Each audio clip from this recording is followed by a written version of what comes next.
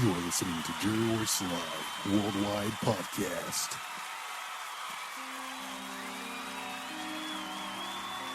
You're listening to Positive Power 21, Christian media on late night radio.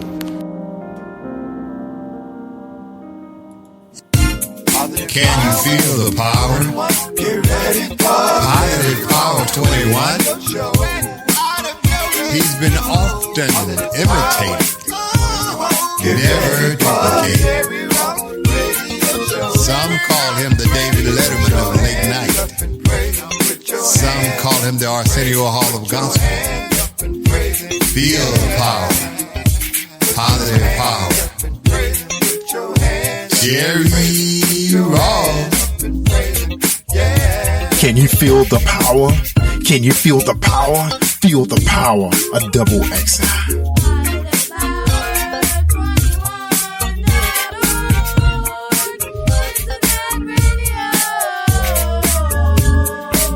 You are listening to Jerry Royce Live Worldwide Podcast. Put your hands up and praise Him. Put your hands up and praise Him. You are listening to Jerry Royce Live Worldwide Podcast.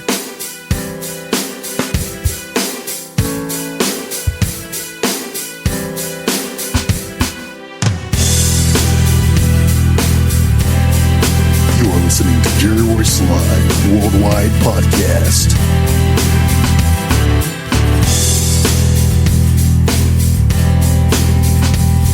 All right. What's going on, family? Welcome to Positive Power Double XI Christian Media.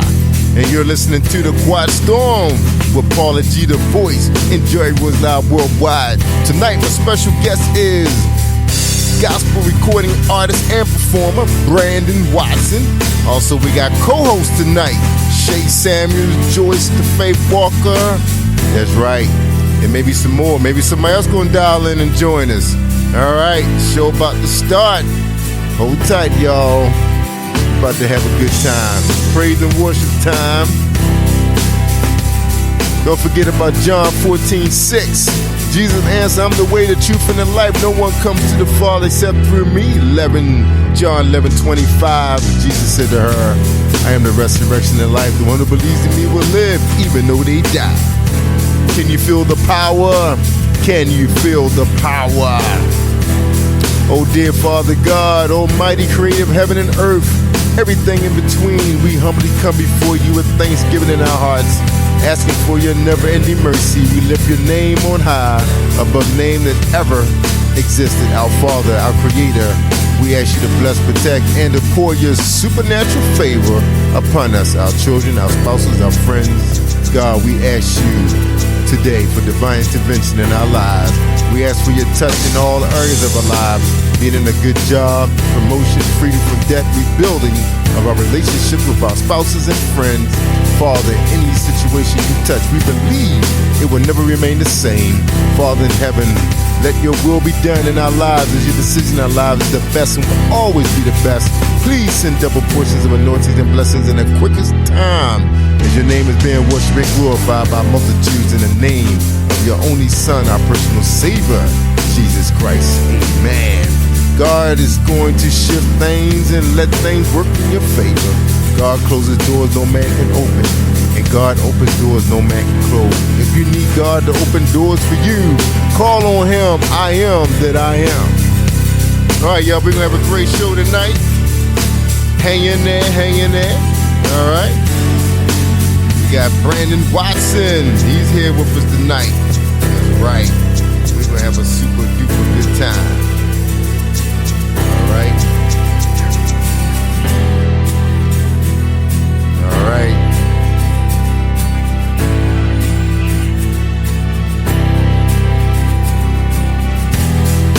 All right, y'all. We're going to have some fun. Hang in there with us. That's right.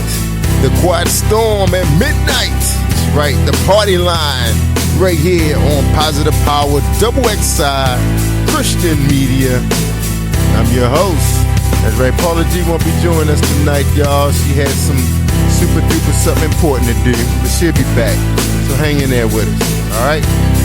You are listening to Jerry Royce Live Worldwide Podcast. That's right. You tell them, Robot. Tell them. All right, let's bring Shay on the line. I think Shay should be connected. Shay Samuels, you connected? Can you hear me? I can hear you. You can hear me. Welcome to Positive Power WXR. It's been a while, Shay. How you doing? I'm great. You great? You had a good week? Wonderful. I am. I'm sitting here getting ready for a conference tomorrow. Oh, you got a conference tomorrow? Get out of here. I do. Yeah. All right, we're not going to keep you up too late tonight. We're not going to go too hard on the party line. You know, there's no Paula G tonight. So, you know, Paula keep me on the phone at 3 o'clock. So tonight, I'll be able to. Someone jokingly did say I'll be on here until 3 o'clock in the morning. I'm okay. Yeah. I think I'm on like a spiritual high right now, so I might be up for a while anyway. I know I took a caffeine pill, so who knows how long I may be up. Uh-oh. My wife said, "Oh, I want you to help me with something on my computer. What time you be up?" I said, "About 1 o'clock." She said, "Oh, I'll be asleep."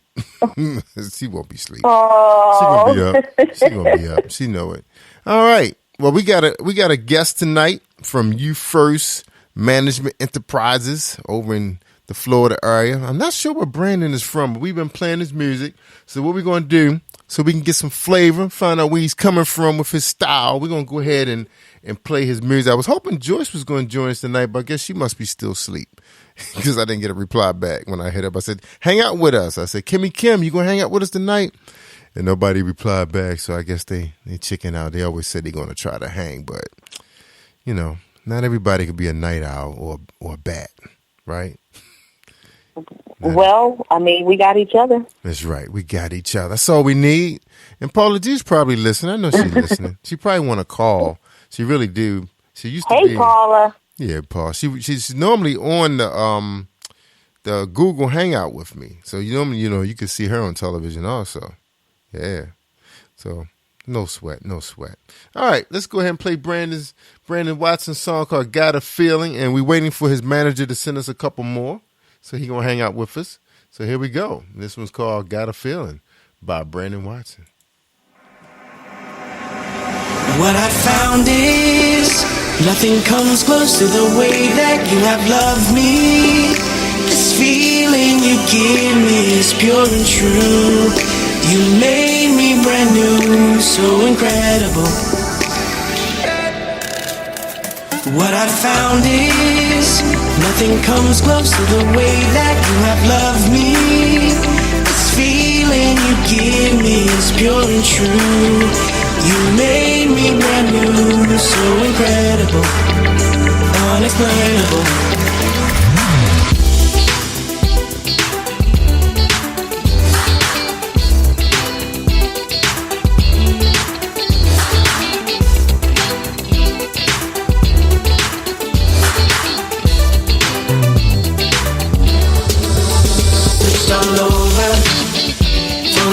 So real, someone like any other. What the world could offer me just held me down. Had me questioning, does this even matter? Do I matter? Then you came as sunlight breaks the clouds, with rain washed over me. I feel complete, your radiance has changed me. What I found is nothing comes close to the way that you have loved me. This feeling you give me is pure and true. You made me brand new, so incredible, unexplainable. What I found is nothing comes close to the way that you have loved me. This feeling you give me is pure and true. You make me brand new, so incredible, unexplainable.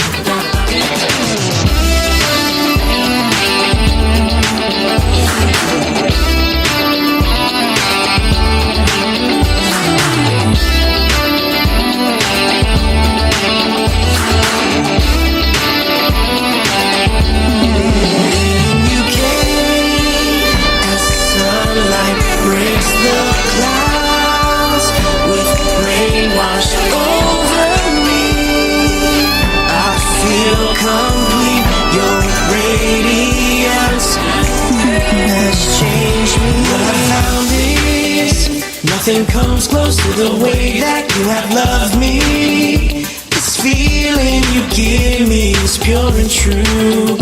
You made me brand new, so incredible, unexplainable. What I found is nothing comes close to the way that you have loved me. This feeling you give me is pure and true. You made me brand new, so incredible, unexplainable.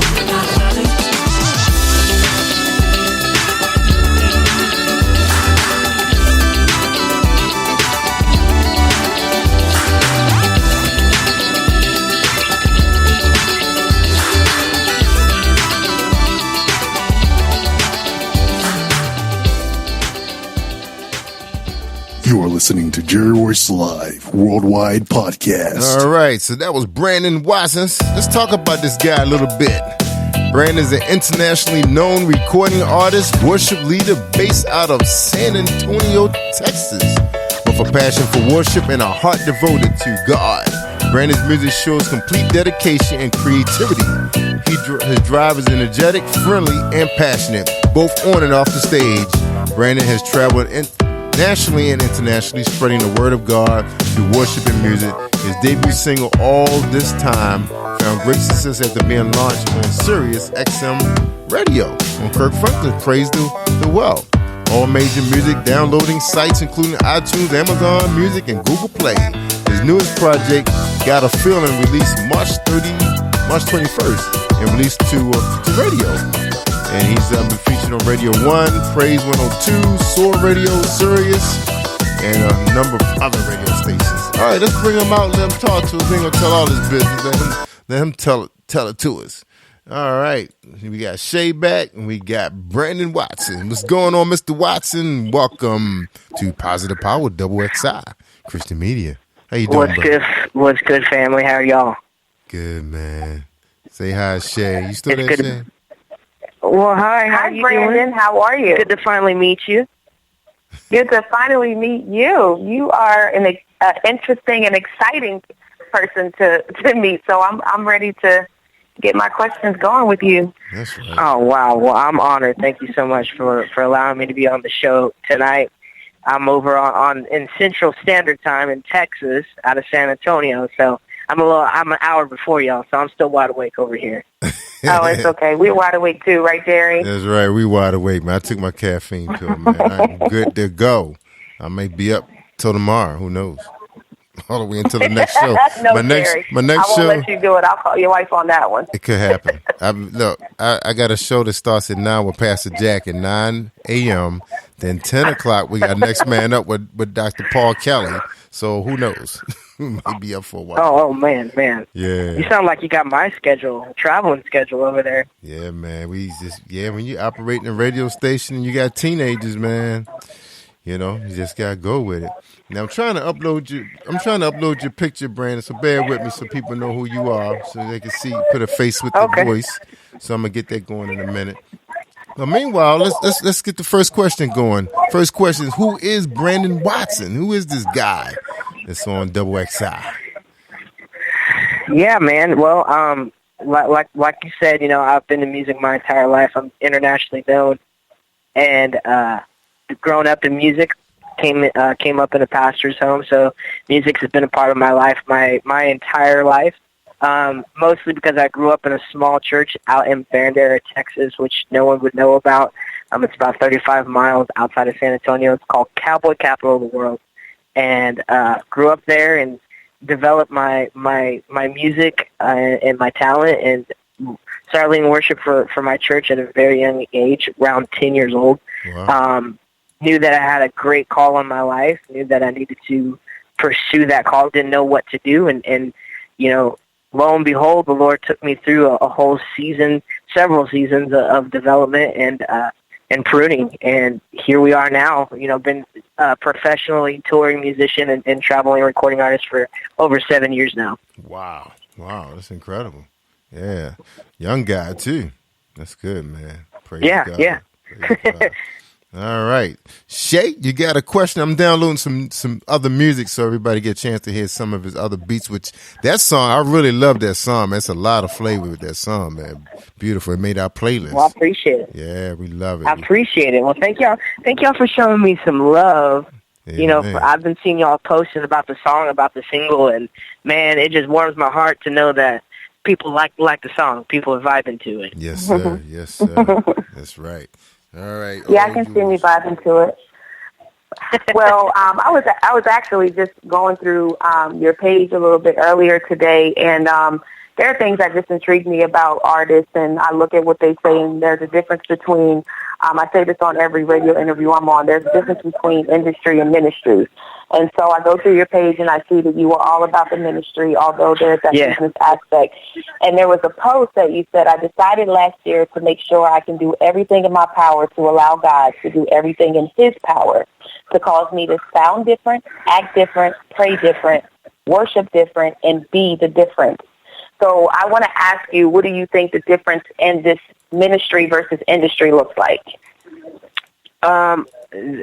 There's a lot of things I feel like God is doing, especially as we're entering into 2018 and entering in the season, and he's been doing it for some time now. And a lot of people that have been at the peak of the industry, at the peak of I guess, successful ministry, as you could say, God is allowing this remnant of young ministers and young artists and young singers and young performers, young worshipers and leaders to rise up and step into their calling and have validation in what they're doing. Mm-hmm.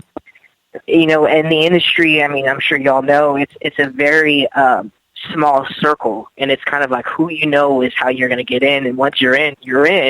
But we've done a poor job in the industry of allowing others to come into the circle and say, hey, come in, let's develop you, let's make you the best that you can be, let's make you everything that God has called you to be and help you get to where you're supposed to be. Because, I guess the saying is it's very once you get to the top of something, there's not a lot of space at the top. There's a whole lot of space at the bottom. But I feel like in the kingdom of God, it should be quite the opposite. There should be a lot of space at the top, and for a lot of different people to be in the calling that they're in and have validation, have backing from management or label companies or whatever that may be. And I feel like the Lord has challenged me and called me to be more than just an artist, but to be someone that can bring people into the circle and in the industry and help them and develop them also. Yeah, so true. Yes, that definitely was.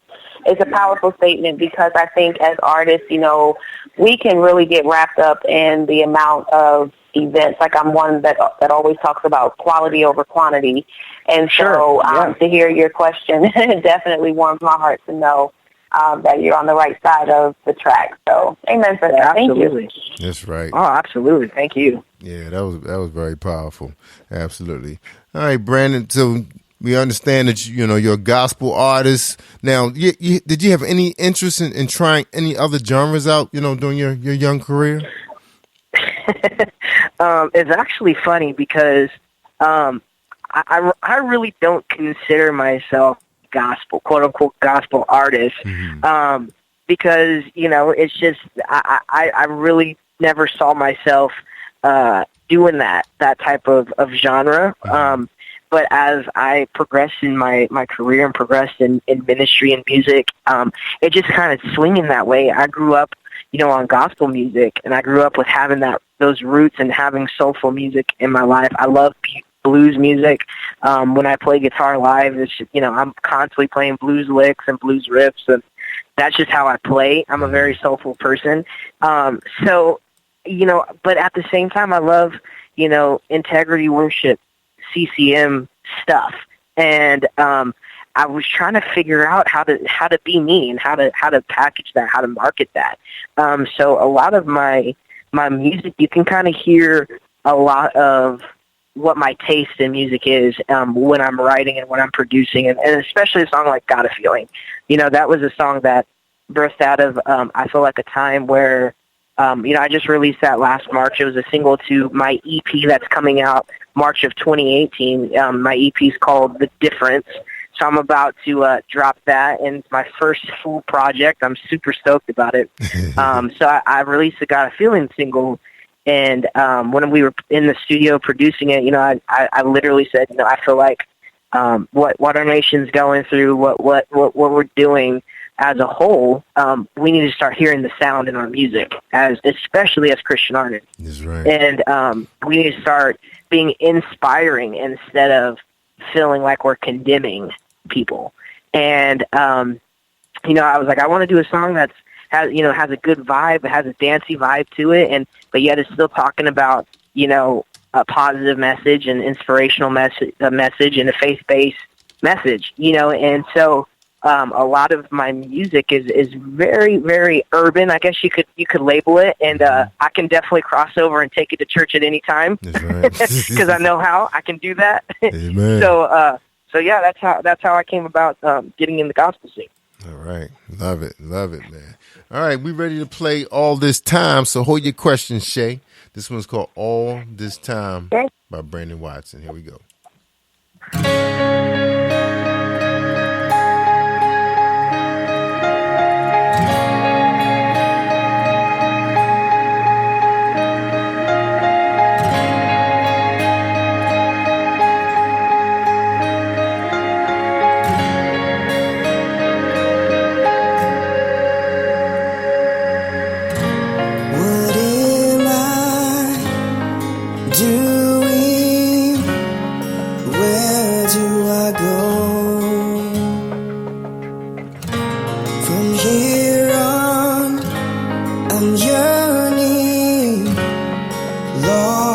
For something more, my emptiness, my brokenness. All this time, you found me.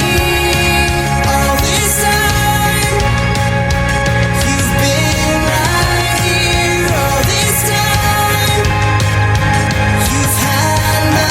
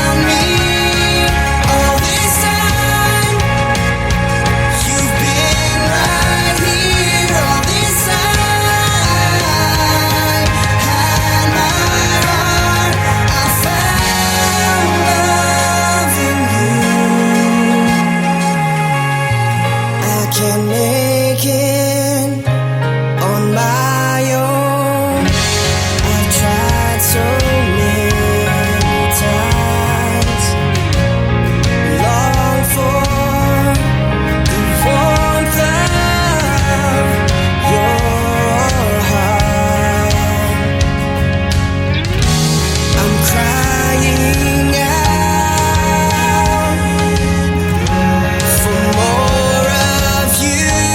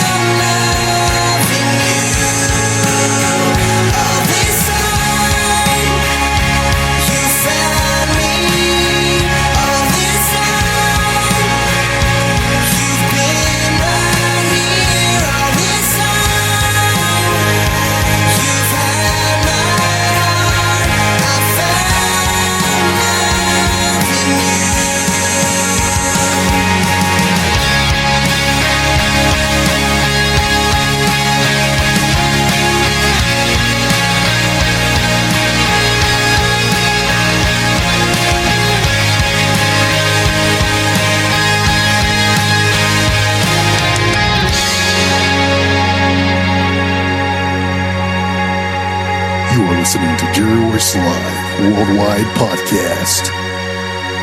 All right, all this time, Brandon Watson in San Antonio, Texas. Now Brandon has quite a few of he named some dreams, some aspirations, and one of them is I want to do more. Let me back it up. He said I want to do more than just be a recording artist and make records. So he want to do a whole lot more. We let him talk about that, and he have quite a few milestones. All right, and you can reach him at You First Ministry, or you can get him at his website at bwattsmusic.com.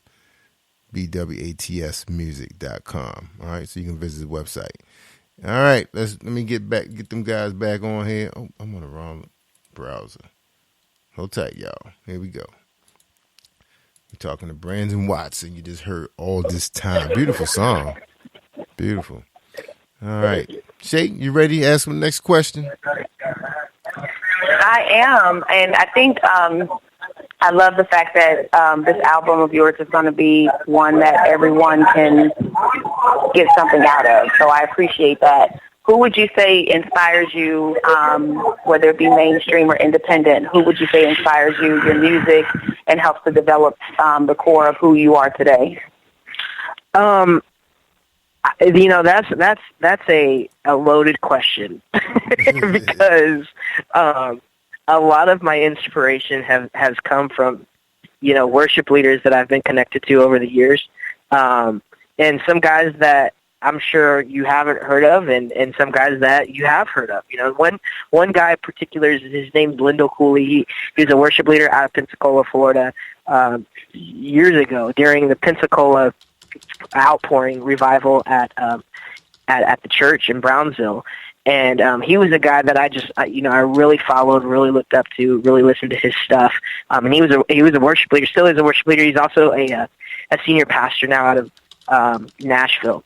I've actually never met him. I know someday I will meet him, but I've never met him yet. And then there's other guys that that I've looked up to. Kirk Franklin, he's a guy that I've listened to growing up, my entire life and career.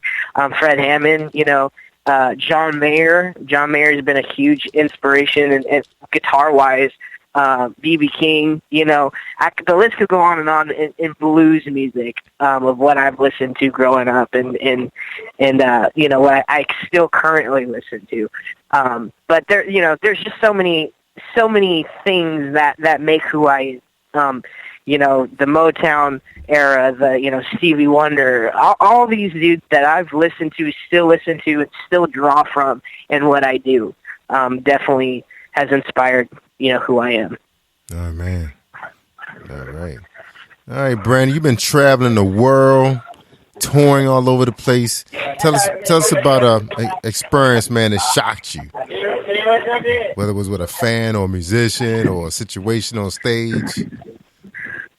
Something that shocked me? Yeah, Well, I've definitely had a couple of moments, scary moments of a crazy fan moment. I my road manager who's with me is also a personal bodyguard for me.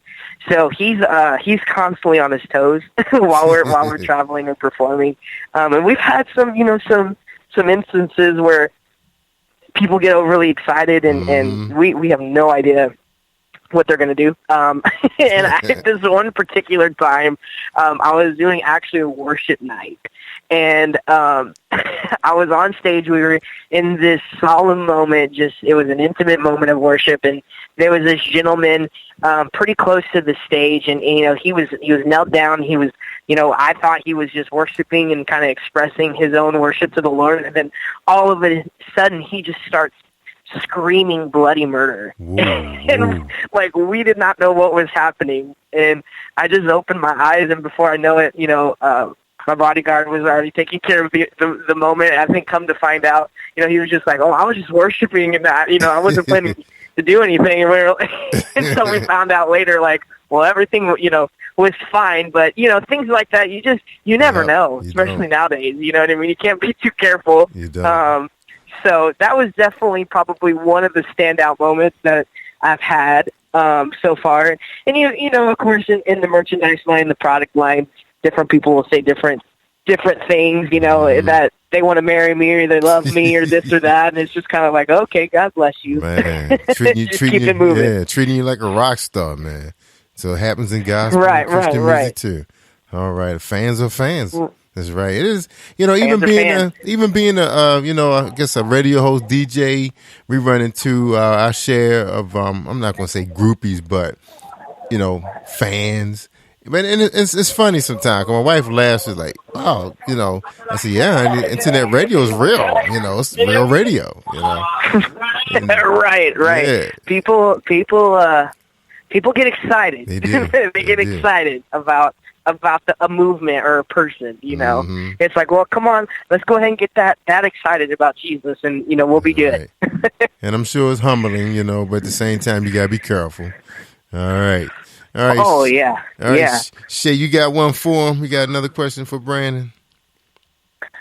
I do. I would, so just, you know, I guess artist to artist, I always look to inspire other artists. So if you had one thing to encourage other artists in this time in this season as independent artists, you know, we're always looking for opportunities. We're always looking for encouragement. Like people like Jerry Royce, you know, who allows us the opportunity to be on his station. And it's hard. The push is really hard, and sometimes we can get discouraged. So how would you encourage someone out there listening today that may be discouraged right now? I would just say keep it moving. You know, don't stop. Keep pushing. Keep working. Nobody can take away your passion or your drive. That is something that is instilled by God into you, and nobody can make it happen other than you. You know, you're the person that has the gift. You're the person that has the call and the anointing. Now it's time for you to be willing to develop that and keep moving. And the biggest thing is be transparent and be genuine. Be who you are, because the world needs who you are. The world needs who Brandon Watson is. They don't need another person to act like another person. You know, God has given each and every one a unique gift, unique talent, and how we articulate that and transfer that in our message and in our art and our music is what the world needs. And we need a fresh new voice to get the gospel out. We need a fresh new sound to get the gospel out. And God is waiting on you to do that. You know, so that would be my wisdom and my thoughts on that. Amen. Amen. All right, Brandon, you've been traveling nationally and internationally, man. So is it a difference? You know, is it a difference in the audience to you? And if it is, you know, name a particular country. Oh, absolutely, man. You know, I was blessed to have done a full tour over in the UK and Europe, and you know, I'm going to be going to Canada this year and South Africa this year, some other parts of Africa also, and just the unique style of their worship expression is so much different than what we see here in the States. They're just so sold out and believe everything of what the Bible says. And they won't stop until they have the physical manifest presence of God in the room. And it's so crazy to see how these people overseas are so ready and so hungry for something real. You know, just gift and fluff does not work overseas. And it's crazy because they want to see miraculous healing. They want to see miracle signs and wonders happen, and they do see it because they're so hungry for it.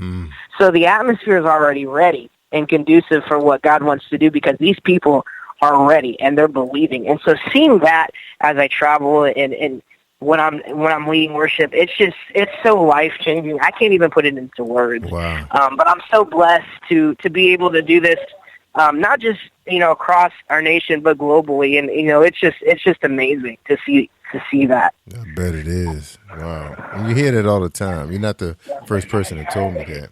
All right, we're going to play Got a Feeling for those who are just coming into the queue. We are streaming internationally over the Spreaker Radio to the UK is one of our strong markets, and Canada, so they're probably familiar with you over there. So let's go ahead and play that again, and we'll be back to get one more question in, and I know you're ready to relax and chill back and get ready for Saturday. All right, here we go.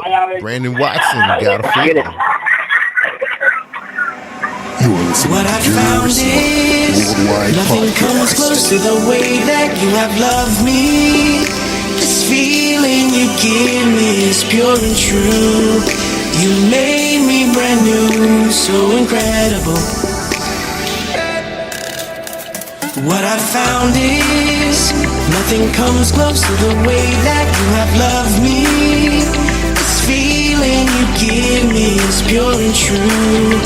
You made me brand new, so incredible, unexplainable.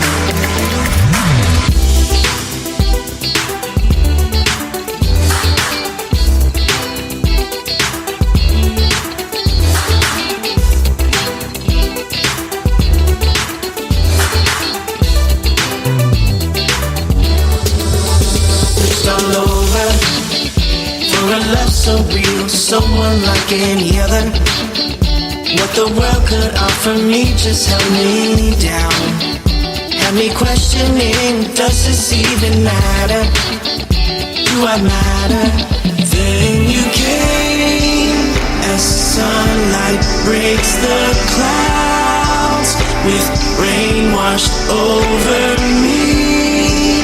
I feel complete, your radiance has changed me. What I found is nothing comes close to the way that you have loved me.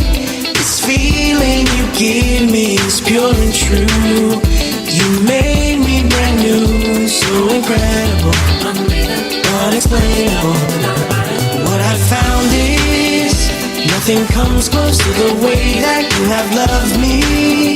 This feeling you give me is pure and true. You make me brand new, so incredible, unexplainable.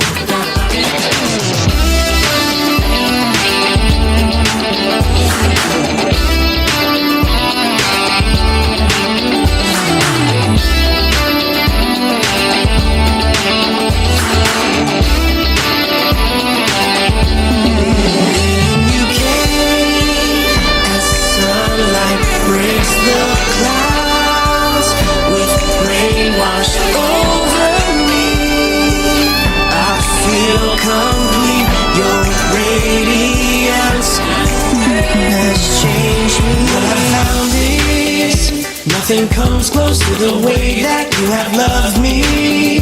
This feeling you give me is pure and true. You made me brand new, so incredible, unexplainable. What I found is nothing comes close to the way that you have loved me. This feeling you give me is pure and true. You made me brand new, so incredible, unexplainable.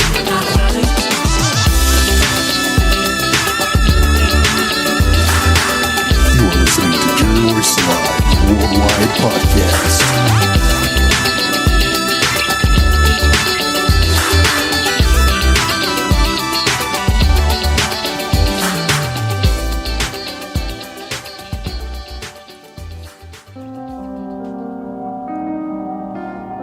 You're listening to Positive Power 21, Christian media on late night radio.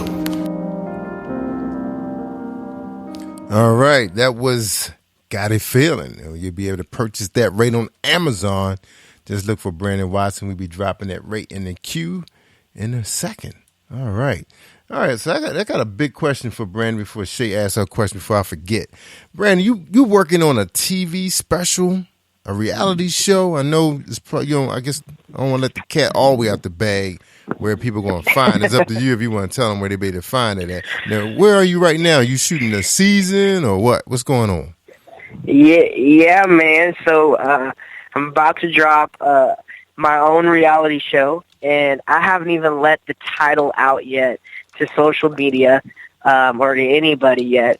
But it's about to drop. The title of the show is about to drop at the end of the month, and then our first episode is going to, I believe, be dropping the end of March, early April, and we're shooting 3 seasons. So I got 3 seasons of the show, and it's all about my life, my movement, me as an artist, me as a worship leader, and me as Brandon, as a son, as a friend, and and it's gonna be awesome, man. It's gonna be so much fun. We've already been shooting since last month, and if anybody knows me at all, I'm a jokester. I like having fun. I like keeping things light in my life and just being joyful. And so it's going to be absolutely hilarious. So I can't wait to drop this show and let the public see my life and see what I'm doing on the backside of everything. And it's going to be great. Yeah. Wow. I can't wait to see that, man. You got to let us know. Well, of course, we know Trinell, you're one of your managers, promoters, so we'll find out where it's going to be playing at. And hopefully, man, we'll be able to get an opportunity to work with you because, we're working on some concert series, big and small. So hopefully we'll be able to convince you to be part of one of them and we get on your show and be on your show. I love reality TV. Yeah, man. I would love to. We got to make it happen. We'll make it happen. That's right. Go Batman Charm City. You're a lover here, man. It's, get some beautiful waterfront, restaurants and hotels and stuff here. It's cold there now, Jerry. It's cold You're making me want to get. You're making me want to get on the plane right now to get out there right now. Man. So Brandon, we'll make it happen. If you like to eat, 1,600 restaurants on the waterfront waiting for you to dine with them. My goodness. My goodness. I think you got 6 or 7 brand new hotels. Yes, it's waiting. You can pull your boat up to the dock and just pick one. Okay, well, all right. It's already a done deal. I'll be out there. That's right. Can't beat that, man. Waterfront property. All right, Shay. Well, Shay's been here, and Shay, actually, today was 65 degrees. I don't know what happened. It was crazy. It was 65. Yeah. It was 61 here. I'm hoping for an awesome weather, 61. I'm praying for 65 for tomorrow for the conference, but it was about 61 here. Yeah, it was. My dog was outside. Now let's pray when I get there on the 29th that it'll be 65. I don't know. I heard some bad news. We heard the snow is coming. Yeah, snow is coming. What's crazy? My wife and I was looking at TV. I thought I was dreaming, but it looked like the weatherman said something about all this warm air is being pushed up to the north. Crossing Virginia, D.C., Philly, all the way up to Boston, right? All this warm air, but right behind it is going to be temperatures in the 20s again. So, right. No. Yeah. Oh no. Yeah, with snow. I think snow is coming Tuesday and Wednesday. My daughter told me. So. Well, come on, Phil. So you know what that means? All this warm air brings a lot of moisture. So there's going to be a lot of moisture in the air. So we could get a blizzard. That's how we get blizzards around here when that warm air move up in here. So. Right. Yeah, boy. So. Whatever it is, we ready for it. My snow blower is ready. It's gassed up. I just got to plug it up, get it started. All right. Well, look, Brandon, man. The last time I was in Baltimore, I got stuck in Baltimore so what was that, about a month ago, Jerry? Yeah, you sure? Yeah. I was in Baltimore, and I got stuck in Baltimore because Georgia was having snow, and then the night that I was supposed to fly out, Baltimore had snow, so I was there for 4 extra days. Wow, and there wasn't that much snow. It was like 2 inches. I swept it away. I was stuck. Yeah, I didn't use my shovel. I just put the broom out. That was crazy. Yeah, I don't know what the deal was with that. So anyway, so you got another question to ask Brandon? I know you're not trying to stay up all night with us. And we got some new music. Oh, no, I'm fine. I told you I'm amped up. I'm ready to go for tomorrow. But, Brandon, I noticed that you have a very, what's the word? You have a sense of style. That's what I'll say. you have a sense of style. Yeah. So, yeah, who inspires that? I'm all about who inspires because I think people just need to pull. When you get a chance to learn a lot about me, I'm all about pulling the best out of whoever is doing it so that people who are trying or aspiring to get there understand what we've been through, where we pull from. So where are you pulling from? Sure. Well, the funny thing is no one knows this at all. This is the first time I've ever shared this with anybody, especially on a radio show. But I was in my early teen times. I was walking through one of my local malls, and I got picked up as an Abercrombie model. So I actually modeled for about 3 years. Oh, wow. And so I have a modeling background, and I definitely was not pursuing that in any way, shape, or form. But it just kind of happened, and so that definitely helped with my style and who I am, and clothing, and just kind of what I do. But I also, my best friend and road manager, he is a sneakerhead, so he's always buying shoes and getting good deals on shoes, and so he's always making me look clean on the shoe game, and so I got that. And then of course, I'm always looking at other artists and other people to see, like, okay, well, what are they doing, and just kind of still being me. But I like looking clean, so I try to do it that way. That's right. So well, I like how diverse your look is. So you have a very diverse look. Yeah. Thank you. Album I appreciate cover, that. everything's real sharp. His album cover is nice. His promo, his website.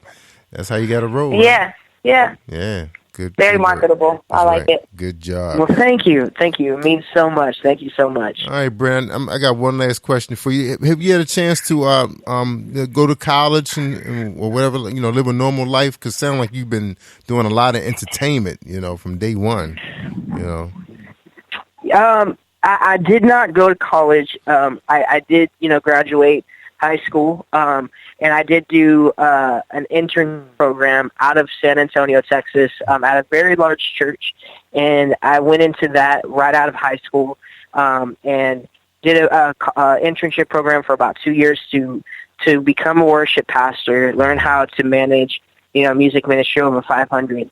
And I learned everything from running front of house audio, AV lighting, to managing church management on the music ministry side, and I was put on staff, and then went straight into learning production, and I was a supervisor at a theme park out of San Antonio for 3 years, and oversee the entertainment department for several years, and did that. And so I've been on every side that you can think of entertainment. And so now that I'm touring, now I'm, an artist, I appreciate the time that, these audio guys and lighting guys get there to set up and rig and do all this stuff, because I was that guy. I did that, so it was definitely a blessing to learn all that. Yeah, it is, man. Especially when you got to do it all yourself. You do the setup. Yeah, that's me. Right. I do it all, and the operator just sit and wait for everything to be set up so he can do his job. All right, good for you, man. All right, so I guess we're ready to get you out of here, man. But we got one last question for you, man. All right. Did you feel the power? Did you feel the power, Double XI?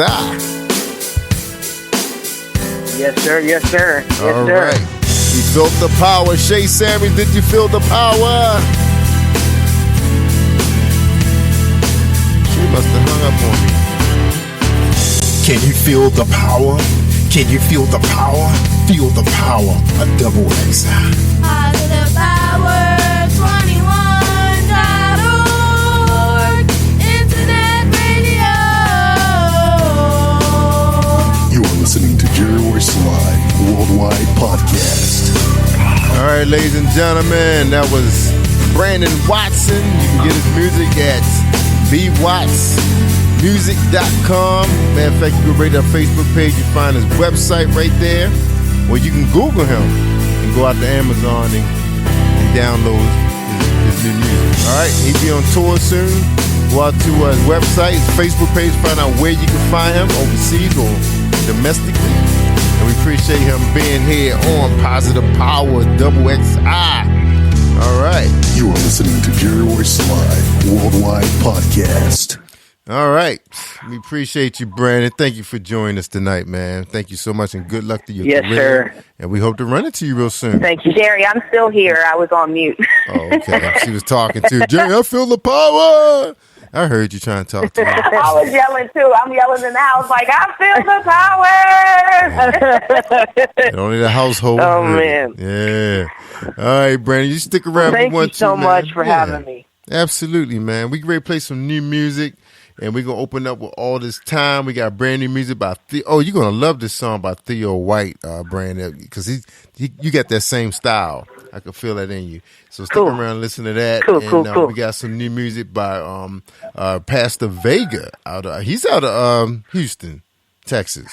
So you may know that guy. Oh, yeah. He's my neighbor. Oh, yeah, really? yeah. Get out of here. Get out of here. Yeah, he got some great music. So we're gonna listen to him and Kyra Nicole. Then we be able to wrap up the rest of the night, Shay. So we don't have to stay up all night. All right. And then we may listen to a little bit of Paula G. She sent us something. Okay. All right. Hold tight, y'all. Here we go. And we ready to start off with All This Time by Brandon Watson.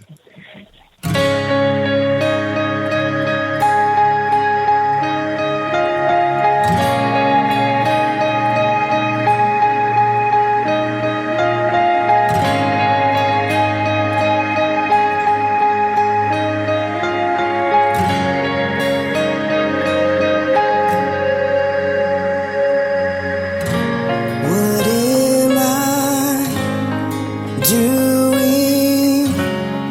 Where do I go? From here on, I'm yearning, longing for something more. My emptiness, my brokenness. All this time, you found me. All this time, you've been right here. All this time, you've had my heart. I found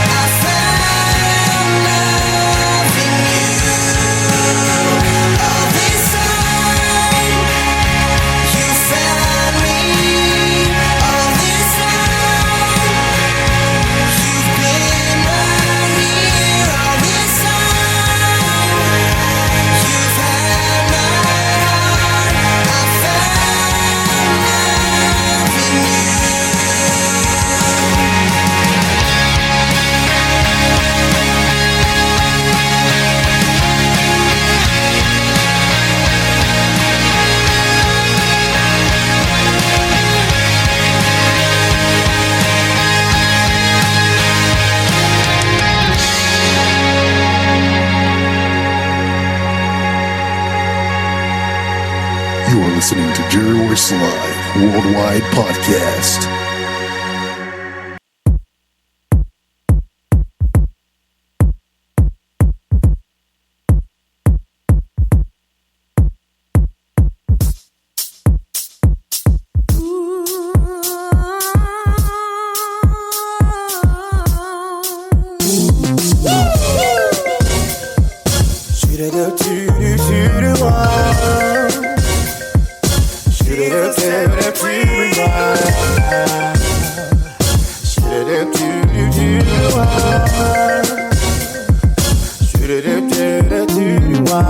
I've been beat down, I've been dragged down by the tricks of the enemy, trying to take me out ever since they found out what God had for me. But you won't win and you won't steal my joy, no more. He died for me on Calvary, that's why I know I'm free. I know who I am, I know who I be.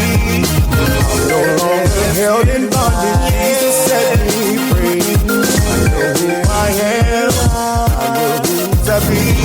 I'm no longer held in bondage, Jesus set me free. No more of your deceit, no more of your lies. Your chains can't hold me down. In Christ I will rise. No more of your deceit, no more of your lies. Your chains can't hold me down. In Christ I will rise. I'm no longer held in bondage. Jesus set me free. I know whose I am. I know whose I be. I'm no longer held in bondage. Jesus set me free. I know whose I am. I know whose I be. I'm no longer held in bondage. Jesus set me free. I know who I am. I've been beat down, dragged down, beat up by the enemy. Set me free. I've been beat down, dragged down, going pound for pound, maybe round for round, but I'm still standing my ground.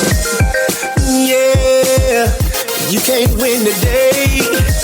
It's my praise, and I'm gonna give it to him today. I know who I am, whose I am, whose I be. Held in bondage, Jesus set me free. Yeah, I am.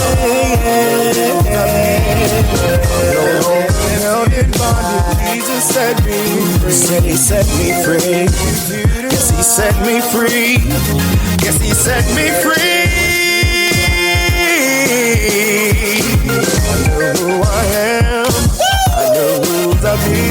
I'm no longer held in bondage. Jesus set me free. I do whatever, so clever. Pull on the lever. Whenever I am mad and upset, I rebuke the devil. For trying to make me mad, trying to make me sad. Let me tell you right now, Satan, you just been mad. You cannot take my joy away, cause every single day I open up my eyes, I'm gonna give praise. I'm just a man with a master plan, doing everything I can, making sure I make it to the promised land. I know who I am. I'm no longer held in bondage. Jesus set me free. I know who I am. I'm no longer held in bondage. Jesus set me free. You are listening to Jerry Royce Live Worldwide Podcast. All right, you just heard two hot tracks, Theo White and Brandon Watson. Get that music, Amazon.com. I'm putting everything right there on the page. So if you're out there on Facebook Live or you're on Spreaker Radio, come on over to my Facebook page and cop some of that music. All right, just click the link and take you right to my Amazon store. That's right, the music store. All right, Shay, what you think of that? Man, wasn't that hot, though, that Theo White piece? I like that. Yeah, I like it. It was smooth. Yeah, Jesus. That was like the right music to play. I know. Yeah, I was like, man, when I played that yesterday for the first time, I was like, whoa. Yeah, he had quite a testimony, too. Quite a testimony. Man, it was unbelievable. Yeah, yeah, he raising, I think, 2-3 children, small children, by himself. Yeah, had to relocate. You know, was in the military, 15, quite a story. Is he in Maryland? No, he's in North Carolina now. Yeah, North Carolina. Okay. Yeah, working in a warehouse, he said, building Ford Tough trucks. Ford Wow. Tough. Yeah, midnight shift at that. So that's the way to do it. It's very rare to find fathers that take care. Like, you know what? I'm not going to say that. I think at one point in time there was a season where it was just mothers.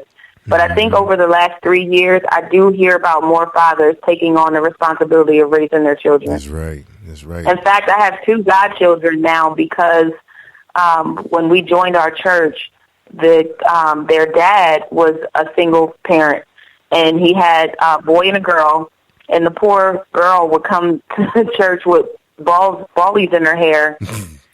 She was only like 6 or 7, and her hair, I mean, you could tell he tried. Yeah. So I just said, let me bless you with doing her hair every week, and then like one weekend he came over and he's like, you're her godmom, and they're like 13, 14, 15 now. So yeah, that's awesome. Yeah, helping them out.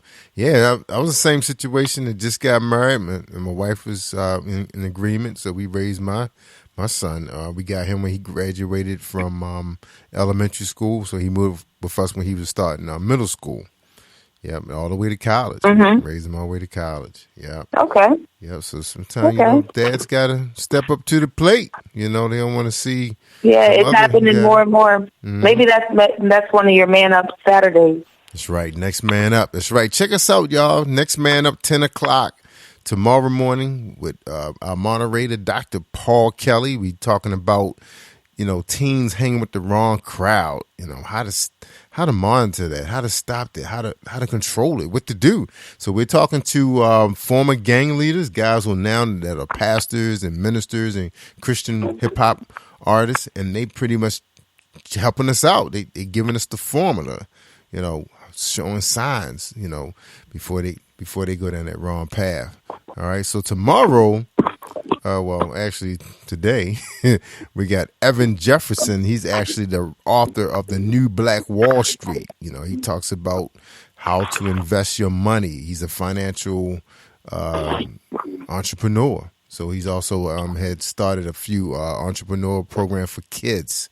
So he's going to be here to talk to us. It was one of the things that David Benton had brought up when we had him on the show was some of these guys that's on the corner that's moving illegal products. They want to show them how to move legal products.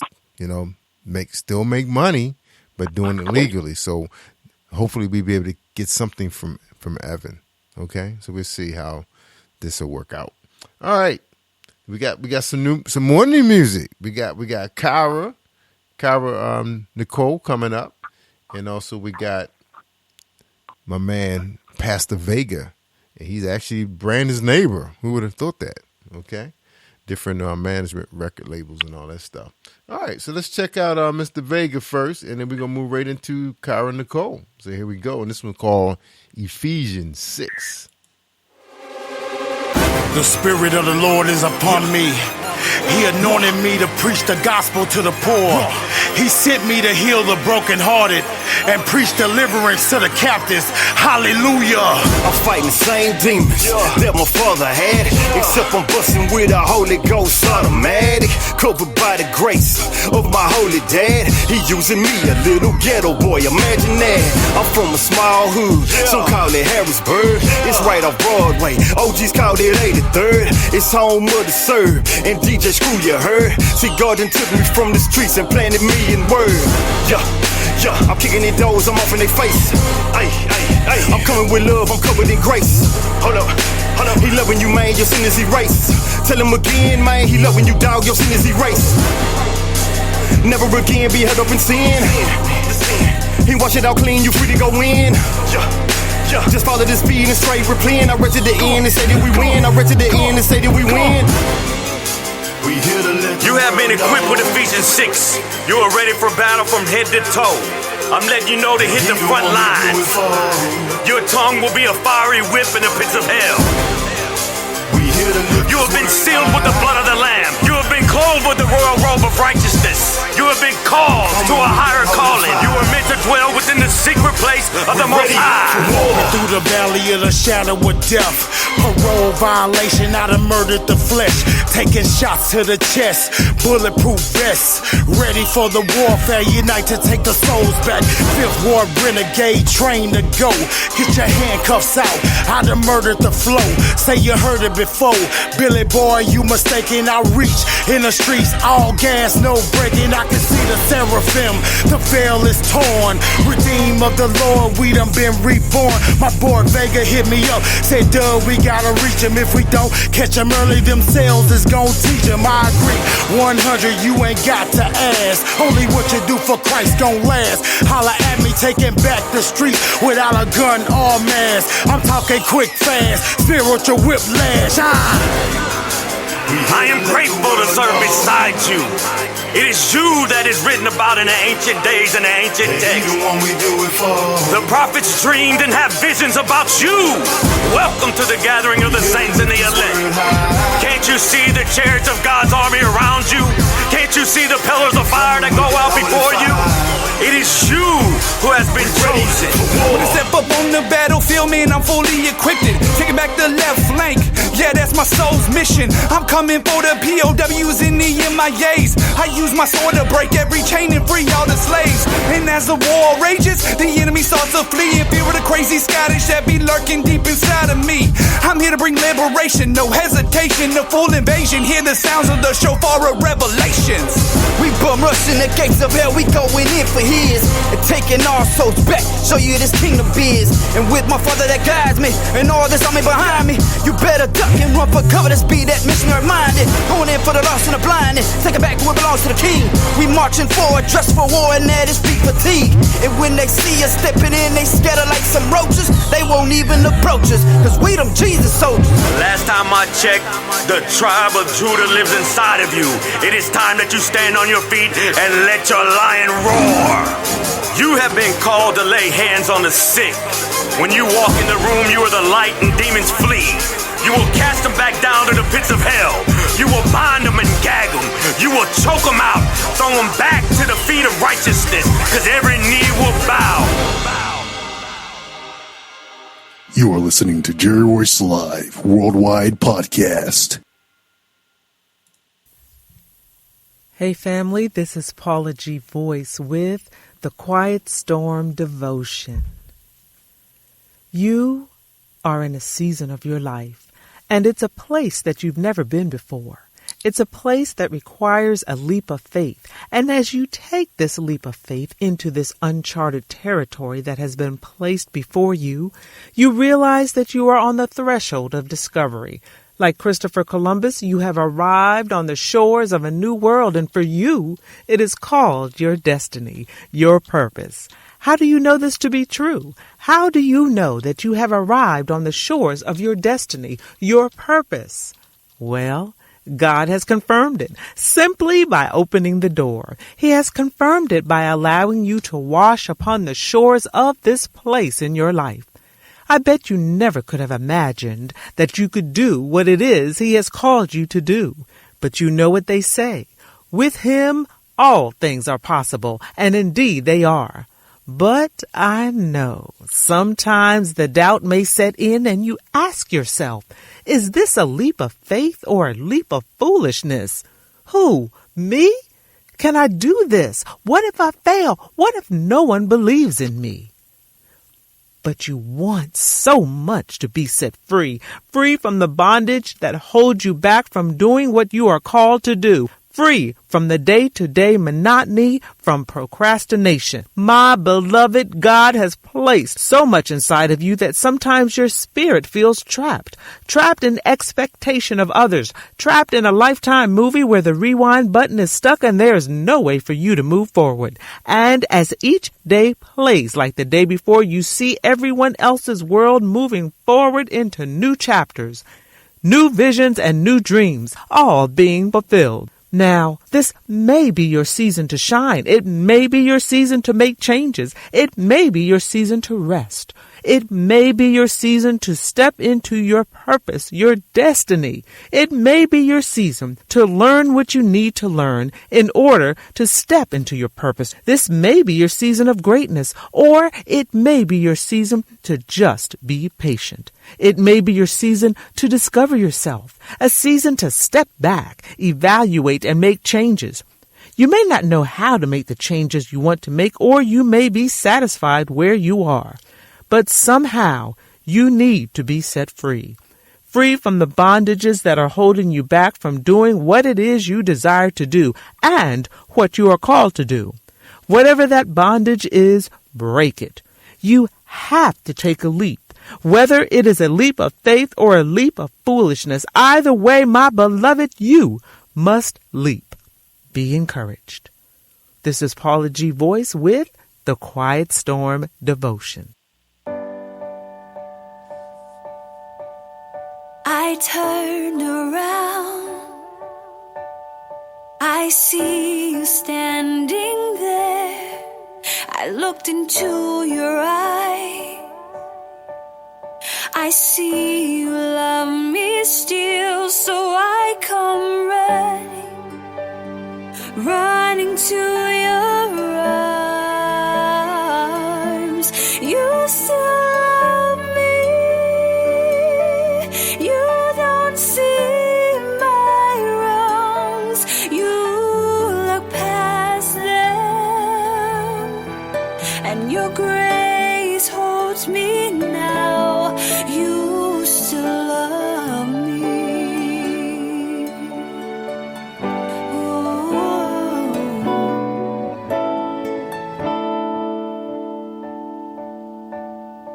Oh, Jesus. Oh, Jesus. Jesus. I hear your heart. It beats like mine. I'm overwhelmed with joy inside. Accept me like I am. You still love me. You don't see my wrongs. You look past them, and your grace holds me now. You still love me.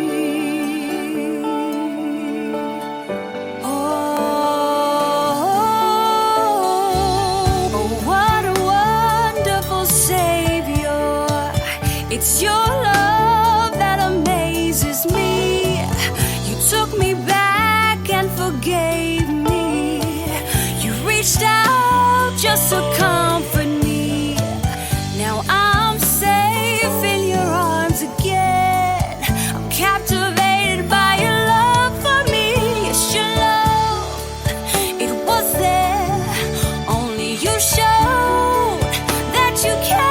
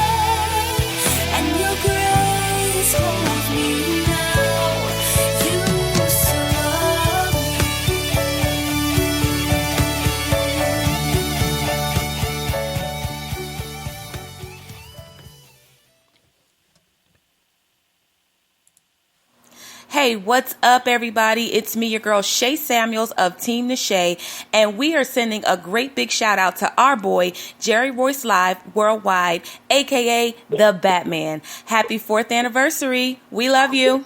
Thank you, Shay Samuels. Appreciate the radio drop. Appreciate you. We love you. Thank you. We love you too. So awesome. What a awesome period we're in right now, celebrating our 4th year of podcasting and meeting so many wonderful people through social media, which is just the awesomest thing. I don't even think, if we were doing terrestrial radio and social media was involved, I don't know if we could have that much fun. I don't know. Because I've been around those radio guys before. I used to do a little internship. I'm not going to name the radio station, but everybody was in competition. Even the interns. Right. It was tough. Who can get donuts the fastest and coffee? It was crazy. Yeah. But I did get a chance to meet some wonderful talk radio people. They were a little bit more genuine, I thought. But, it's what it is. But internet radio is a little different. Even though we probably eventually be in the same predicament one day, all being competitive. Right now, I think everybody trying to get on the same even playing field with their technology, I don't got a problem with it. Mm-hmm. Trying to move to the next level. It makes you better. How do you guys, let me ask you a question. How do you guys know what, as radio personalities and owning your own radio shows, how do you know what technology to keep up with? Well, for me, because I follow a lot of podcasters, I listen to a lot of talk shows like the country guys, because remember, the country guys in the same situation as gospel. A lot of those stations are going away on the FM and AM side. So they're like coming over to internet. So you do have to listen to, like for me, I'm not really jumping around a lot. Like a lot of the guys, they are like on everything, So for me, I like where I'm at. I noticed that. Yeah, I like Spreaker Radio, and like everything else would be like something extra, like iTunes, iHeart. Now iHeart is kind of special because they're paying real close attention to the end user. They understand that people in their 50s and 60s and 70s are connected, but they just not spending as much time as the younger people, so they making the apps a little bit more easier for mobile devices and in the cars. So iHeart is a favorite because it's going to make it easy for people to search their favorite station or favorite artist. So that's important. Okay. Yeah. So I think for me, it's like which one is going to be more easier for the end users. That's how, because I come from an information technology background in publishing and all that stuff, television, and you got to think about the person who your audience. What's going to be easy for them? Is it easy for them just to call up on their telephone? Because that's what happens. I get like a whole bunch of people calling the conference system, and I'm like, well, who's the guest and who are the listeners? But over a period, I could see them eventually moving over to Facebook Live. They starting to understand how to use Facebook. So, but Facebook is okay if you're home, but when you're on the road, you need something a little bit more powerful, like TuneIn, Spreaker Radio, and maybe Blog Talk Radio, which is they still not that user friendly to me. They user friendly for the podcasters, but not the listeners to me. So that's it seems intricate. The more, I see that like radio is going a lot more mobile, so you can really do it wherever. I know for our very first conference, we had WIGO here. It's WIGO AM here in Georgia, and they actually came to the station and did a live feed from the church. Mm-hmm. And that was the first time that I ever even realized that radio stations could do that. Oh yeah. I didn't think about like Street Beat. I didn't think about Street Beat, and but when they came, they were live, and people were actually coming because of the feed. Yeah. So there's a lot of stuff you guys can do, and he actually used some type of internet cord. So I'm like, this is very sophisticated. Yeah, they could plug up to anybody's. But now they're making it even more easy. Like, for example, I can do a live podcast from anywhere with my iPhone. because the app, the company I use, they make it real easy, and I can plug my microphones to it. You know, of course, a lot of people using expensive headphones like Beats and Bose, and they sound really good. Bose headphones sound excellent. So you can take your podcast. Now, I can't do all the tricky stuff like mix music and stuff, but I could do a talk show. Right. But if right. Now, I have taken my show on the road to Cambridge, Maryland once. I took my mixers, I took mics and stuff. It took a little longer to hook stuff up because I can plug in everything through the laptop. So that was pretty easy. You know, long as Theirs was a little different, though, because they actually had somebody come in. They had someone at the station that was playing the music, and they communicated with that station. So if I were the person that was at the venue, and I would say, well, back to you, Jerry, and then you start playing the music. Yeah, but guess what? That's kind of no different than what we do with Paula. Like, for example, Dr. Paul. When Dr. Kelly does his Bible study on Tuesday nights, he's not here. He's in Augusta, Georgia, and I play. You know, him and Dr. Trinell send me their music list. Like, he's not real picky. He'll just say, "Oh, I want you to play Carlessa's music," so I just play anything I want. So basically, people wouldn't know that I'm controlling the engineering from here. You know, if it wasn't for Facebook, you wouldn't even know it. You know, so just think that. See, I think you're the first person I saw on Facebook, though. Yeah. See, he can do. Yeah, remember, Dr. Kelly can go anywhere. Like, one time he did a show from Las Vegas. A lot of people didn't know that. He was in Vegas on him and his wife was like on that little date.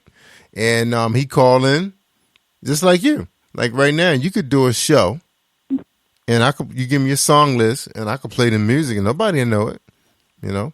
You can go remote. I think it's awesome. Yeah, and it takes the limit off of people, too. Yeah, especially you want to be in radio. Yeah, you want to be in radio, and you really don't want to be pushing buttons and stuff. You just want to talk. Like, you know, Paula and them, when they come on my show, they don't have to worry about, you know, the stress. Like, I think Dr. Trinell said it. You know, no stress. I'm horrible at radio. No, you're great. You just, I mean, you're artist. Well, no, not the talking. Say you say you're horrible at radio. Why you say that? I'm hard. Well, I'm not. The talking is fine. So when you said if you want to talk, I'll talk all day. But I remember being at a San Antonio station years ago, like 3 years ago, when we first started out our ministry. We traveled to San Antonio because we had an event there, but we were on one of their radio stations, and he let me DJ for the day. And that whole fade out and fade back in, and this dial goes to this, like, that's not my forte. Yeah, you know what? And now everything is software driven. We actually have that same little setup in the software. I can switch over, and what happens is I can load the music that I want to play, and I can actually fade in and fade out. But I don't really fool with that, because that means I have to pull the music off of a playlist every time. So what I do, I just play the music from a playlist. So it's just a matter of just clicking and, you know, playing whatever you want. So they make it a lot of easy, because this platform that we're on is really a DJ platform. But when the record labels and the record distributors got really strict about us playing music that we don't have license for, a lot of those DJs went away because they were getting in trouble, and the platforms were dropping their accounts because they were getting fined. Because I'm telling you, it was a lot of Spanish stations on here, Hispanic. And those guys had like 100,000 followers, because just think about it. In most of your major cities, you don't have that many or any FM Spanish channels, you know, whereas DJ is like rocking some music for them. You know, most is urban or country or whatever, you know. So they use the internet to find their music. So Spreaker was hot for a while for them. But, of course, you know, things changed like last year about this time. But, you know, for us, the same thing is kind of with gospel. You know, it opened up the doors for you guys now, because you guys were locked out of FM stations pretty much if you weren't from a major label, right? Yeah. Yeah. That is true. So look how that's why we love you guys. Yeah, we appreciate you. But let me ask you this, though, Shay, before we get out of here. That was one of the things I was asking. I know a lot of you look at what you're doing as a ministry, and it seemed like even though you're getting some of these powerhouse internet radio stations that's coming about, because if you go to iTunes, you can find some really good gospel stations, but they are operators from FM, so they still treat you the same way. It's like you guys are still locked out of getting into their rotation. But as far as like powerhouse independent stations, like you got Reggie Rich with Rejoice America doing his thing. You got Jay Williams making a lot of noise in Atlanta. So you got some Atlanta stations and North Carolina stations doing a thing. You're not really getting anything from New York yet. I haven't really found anybody. It was one guy, but he's still struggling with the technology. So what I wanted to ask you, now that there are some guys that's starting to understand it, because I know Tony Gill, he's starting to operate Spreaker Radio as a radio station. He's been doing it since, I think, July. Now you got these guys doing their thing, bringing the power, right? When you think that the gospel artists on the independent side is going to start treating it like a business and not a ministry? Well, you said, when do I think? Yeah. I think once, so I can only use me, and then I can tell you that this is what happened with me. When I first started walking in the ministry, it was a little difficult for me to actually not tell the difference, but that balance wasn't there. And then because I am a business exec in my natural life, I started realizing that there is, like, we're investing into it. So we have to put money out to buy our, tracks and to get the albums and the singles completed. We have to pay money for advertising and promoters and stuff like that.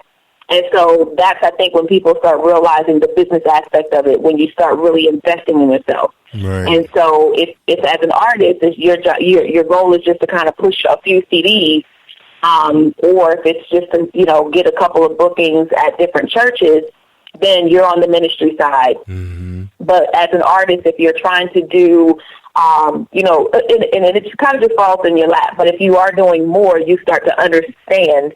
But I think it takes some time, though. I really do. And I think it takes people like you, other people who are in the industry from a different perspective, to kind of talk that language to us. Right. And that's the thing. It's like we kind of walking, a cakewalk right now. And like I mentioned earlier, eventually you're going to start seeing some of these guys that are really good at what they're doing. You got Tony D, Tony Gill, you got Christine Lockett, but you still have quite a few of them still on Blog Talk Radio, which to me still got a ways to go when it comes to the quality that y'all need. Because this thing about, you guys are spending all this money on your masters, and for somebody to be playing your music on Blog Talk Radio, it's kind of insulting in a way, because Blog Talk is not in HD audio yet. You know what I'm saying? So until that happens, because I heard they did do some upgrades where it's kind of like a stereo switch that the operators can use. I haven't heard it yet, but what you just said with the artist starting to move into a business, but they have to learn it, because like for you, you're a manager. You understand what it takes to operate a business. When you're trying to find operate a business, right? So, like you just said, a lot of these guys are going to churches, which is more like a ministry, because it's not like they going there to sell CDs. Like they just going there to share their music and their love of the art and their love for the Lord with the parishioners. Okay. But what's going to happen when you start treating it like Brandon Watson? You're like going on international tours, like Arthur Rowland. He's a Grammy winner. He understands that the operator record label, you need revenue. He don't need people doing tours singing to 5 people and 10 people, or people who are on retirement income. You need real listeners. So now you have to go to the airwaves. Okay. Now, this is the thing that I'm waiting to see a trend happen. Okay. And this is one of the things that me and Dr. Trinell was talking about one time. It's like, she mentioned it to me. She said, when the artists are going to start buying advertising? Like we get, distributors, record labels. Who else we get? Mostly people who are like authors. They buy ads. They understand. You know, they understand that you just can't spend 1 month. You know, buy one ad for 1 month. You know, it's like you got to like build a relationship with their radio station. And now that people have so many distractions as far as entertainment concerned, you know, they jumping around from Facebook to Instagram to Xfinity to Netflix. You know, they got 101 things they could do in that 30 minutes. You know, do the radio operators really understand how to market the advertisers too? That got to be another concern too for you, right? How you? Well, I know when I first started out and I started looking at advertisement. Now, again, you're like a first of many for me because in meeting you, if I didn't know you, I would think that you were on an FM station. Like I don't listen to radio that often, but when I do finally get to listen to it, like I do compare them to you. Right. So I hear you with the advertisement. I hear, you know, not only do you advertise it on the radio, but you're advertising it on your social media sites. And so people get a lot for their money if that's what it is for advertisement. Mm-hmm. But I think what happens is when you start dealing with other radio stations or some radio stations, you see that you're paying for advertisement, but they're doing the same thing that you're doing. Mm-hmm.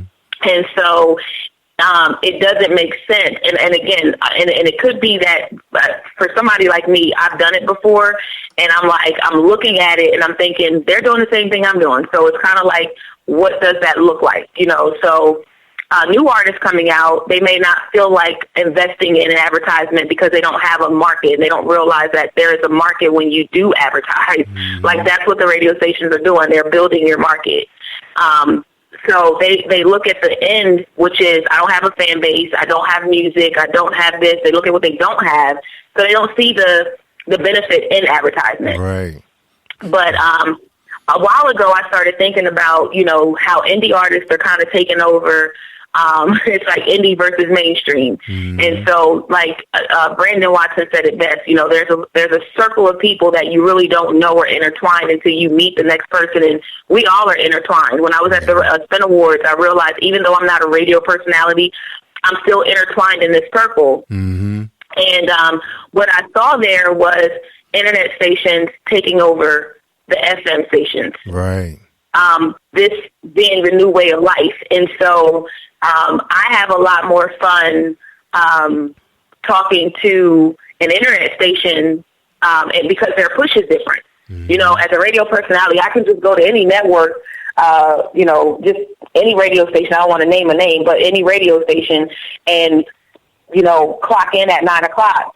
But because it's your brand, it's your business, you promote on a whole different level, which means that your success relies on our success. So we're all pushing one another. That's right. That's true. And I think that's what the artists are missing. I think that's what they're missing. So going back to your question, I think that's when they'll start understanding the reality of advertisement and why it's beneficial to our careers. That's right. And one of the things that I think, and I was talking to Dr. Paul Kelly too today. I was talking to both him and Trinell. And one of the things that I think that's going to really start making you guys understand why it's going to be so important you to start identifying your brand with some of the really good stations. You know, like one of the things they got to understand too, like for me, Facebook Live, to me, I only really make friends. I don't make friends really with the listeners. All my friends are really with the artists and I guess the other podcasters that's in our network. So when people say, oh, okay, you don't have, you know, we always average around 350, maybe 400 people. And I don't pay for Facebook ads because they know who I am already. They're my family and friends and business associates. But when it comes to Spreaker Radio, Spreaker Radio is really, really important to us because that's our international connection. And we already identified after listening to a lot of the artists for the past 4 years that you guys get way more respect in the industry from the overseas market than you do domestically. You know, so you guys spend all that time. That is true. You know, to me, sometimes when you guys go on those little tours, to me, it's kind of like validating you being a, you know, legitimate artist for one. But does it really help your record sales? You know, that's the question. You know, it could though, because again, Brandon said it best. When you go overseas, you're dealing with a group of people who don't really they don't have an opportunity to hear gospel the way that we hear it here. So we spoil. And they don't take the gospel for granted. Right, like we do here. So I may hear that, and they also see even independent artists as mainstream already. They do. So they do. Yeah, they do. They do. Especially in and- Japan. In Japan, they love a couple independent artists. They bring their whole bands out there. They said sell out performances every night. Sold out. I had a friend once who played in Japan.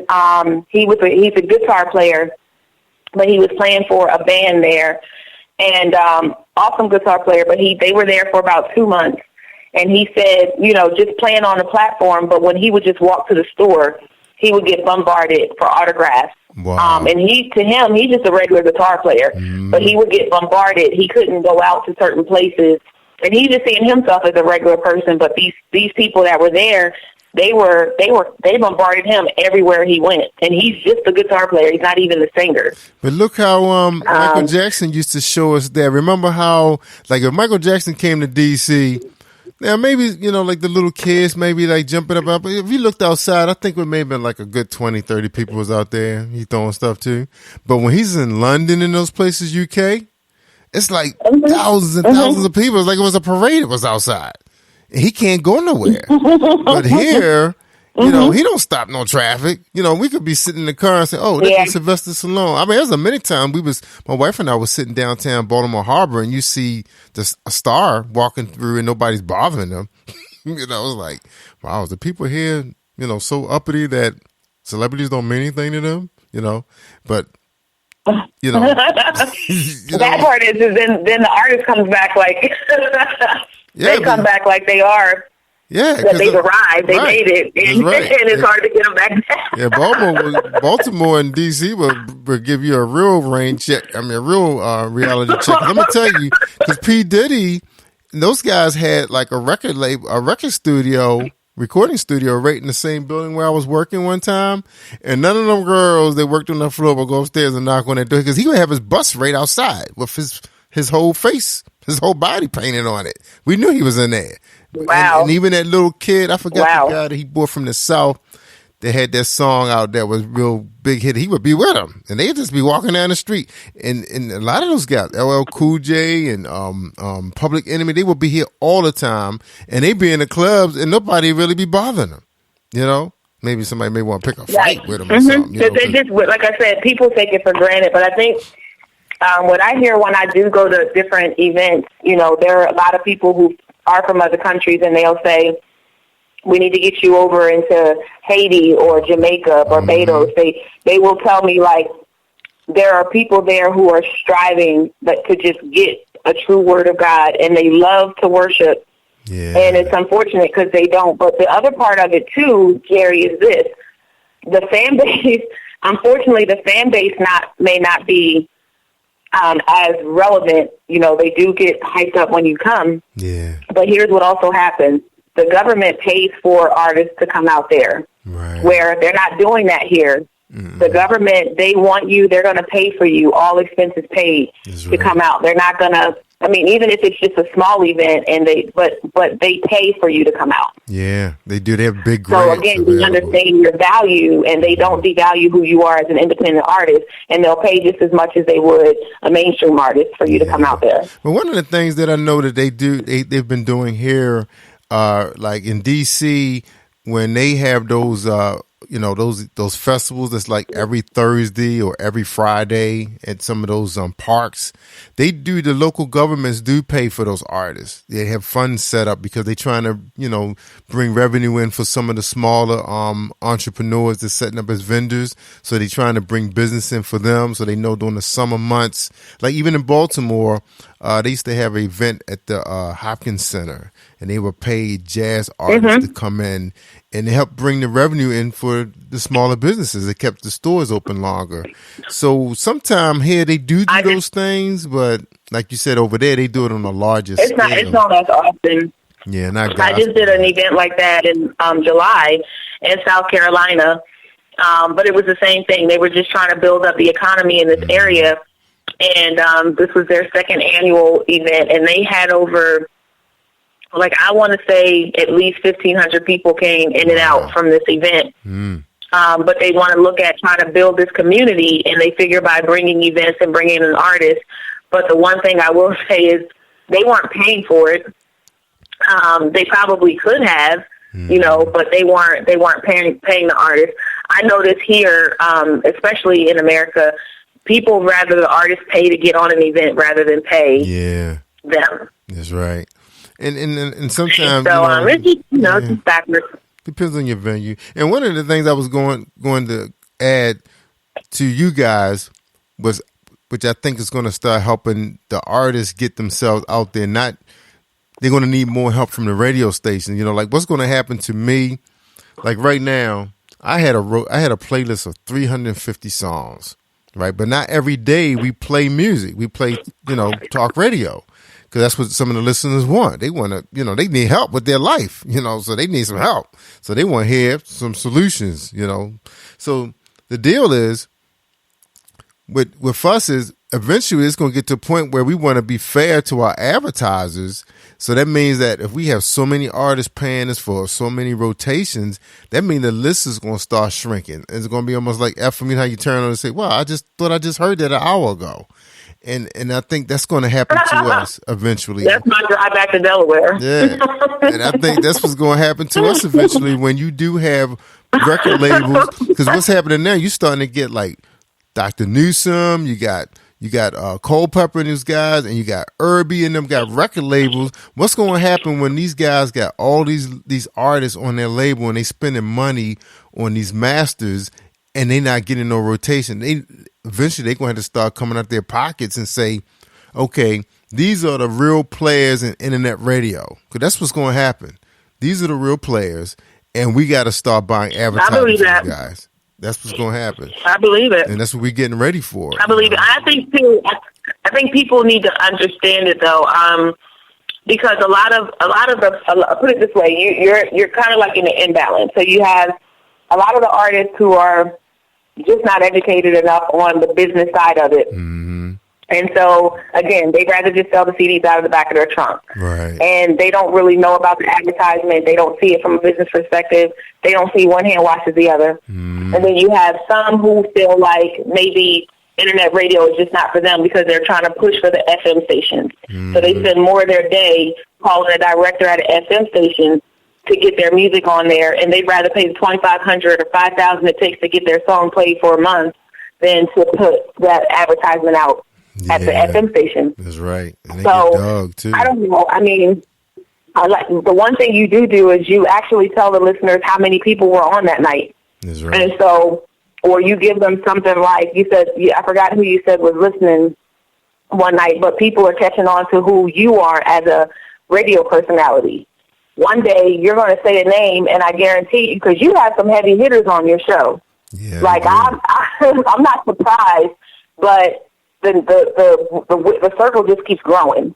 Mm-hmm, it is. And I think if more people, because what we get on from an artist perspective, we get more radio stations that start up every day, and my inbox is full of people saying, "Push my station, push my station, push my station." Mm. Push my station, push my station. The San Antonio station that I used to co-host, that is an all-FM station.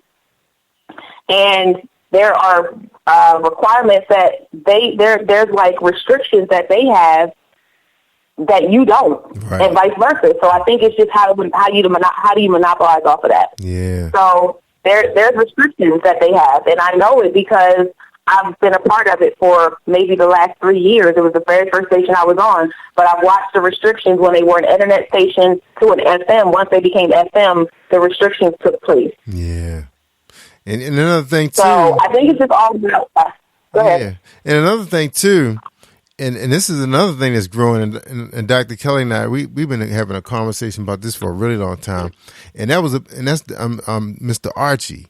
Mr. Archie's network, BGN TV. You can see that thing is spiraling into something fantastic. I mean, he's starting to get like really good, great content. I've been watching his promos, and he has like real high production concerts coming. So what's going to happen when, you know, at one time people were sending their Facebook footage to those guys at one time, you know, and that's considered content. It's going to get to a point where you guys are going to have to be. It's going to have to be something like what Jay Nicole was doing. You know, she hired us to come out there. Of course, she hired us to do the red carpet. I just went ahead and shot you guys for, you know, because I knew you guys. But what's going to happen when Mr. Archie going to get to the point where you can't send him no more Facebook, iPhone stuff? He want high production stuff because he can't keep his viewers glued to his network looking at iPhone stuff. Because now he's competing against Xfinity and DirecTV, Impact TV. You know, what's going to make a person want to watch his content if he's showing people with iPhone footage? You know, so he knows that he has to start having high quality stuff. And then you know what's going to happen too is now he's getting good content. Then that means that all the production companies that's out there that been wanting to do shows, you know, Tyler Perry type stuff. Now they say, well, now we have some place to send it. Because this thing, like right now, I was really limited to just public television, you know, and they only give you like, they can't even promise you a time slot. They say, oh, it's going to play on Sunday, give you the date, but they can't tell you the time, you know.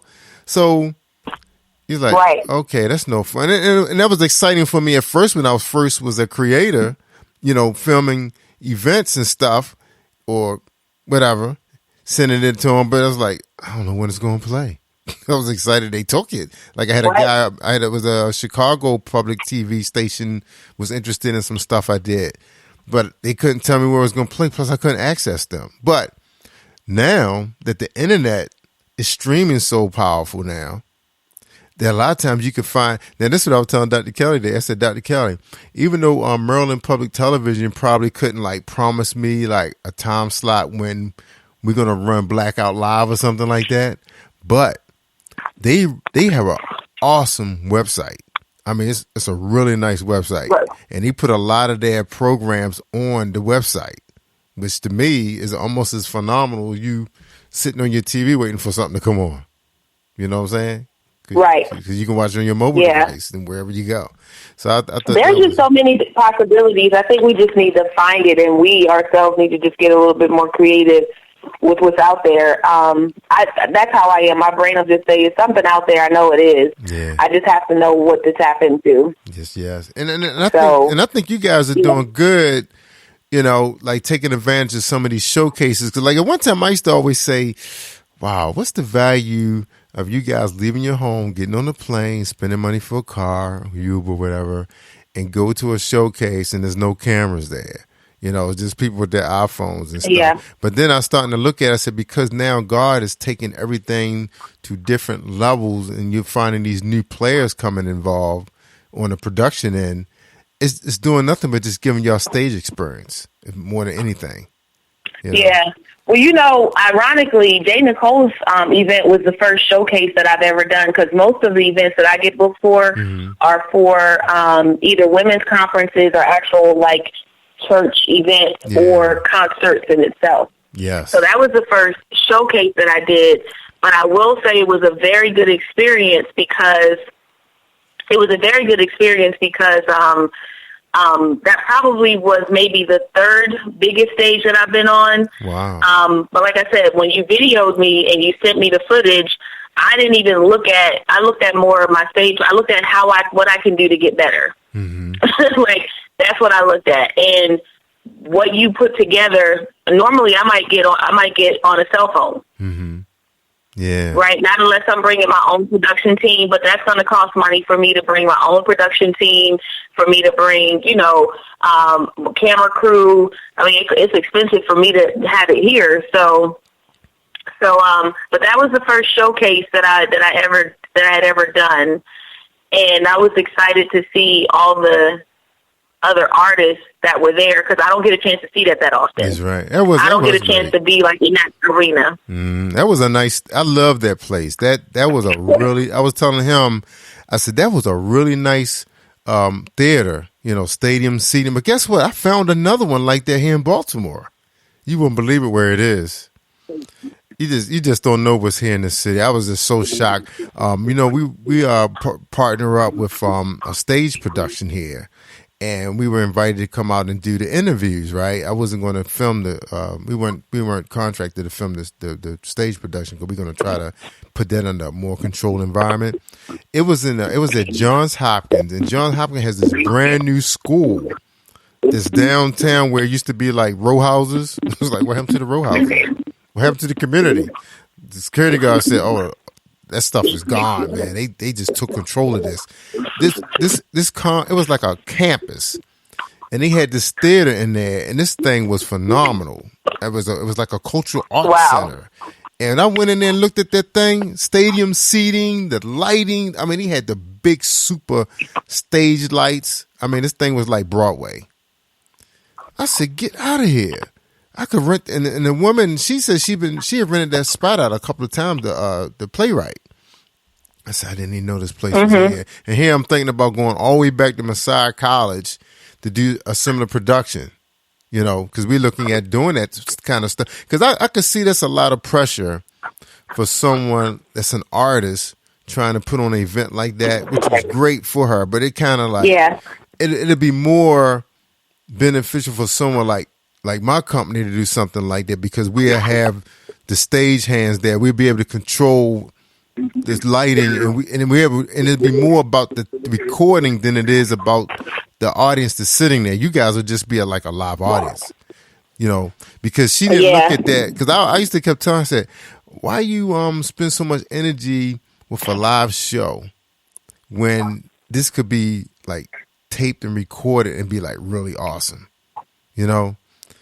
And I don't think she really got it, until I started releasing the tape to her, And now you're talking about you got contract issues now, issues because now nobody knew that they really was being recorded, and this is something that could have been used. I think that's just too much, though. I think that's too much, though, Jerry, because it's like we ain't there yet. Like, I'm sorry, nobody was there. Right. I'm sorry. Right, you guys not there yet. Nobody that was there, nobody, and I'm not being funny, but nobody that was there was a Tasha Cobbs, the Kaylin Carr, Kahari Job, and so to have to go through that much, if you're doing that now, you're going to hinder yourself 100% from getting anything. I mean, if God can trust you little, he can trust you with much. And if you're making that much noise, you know what I mean?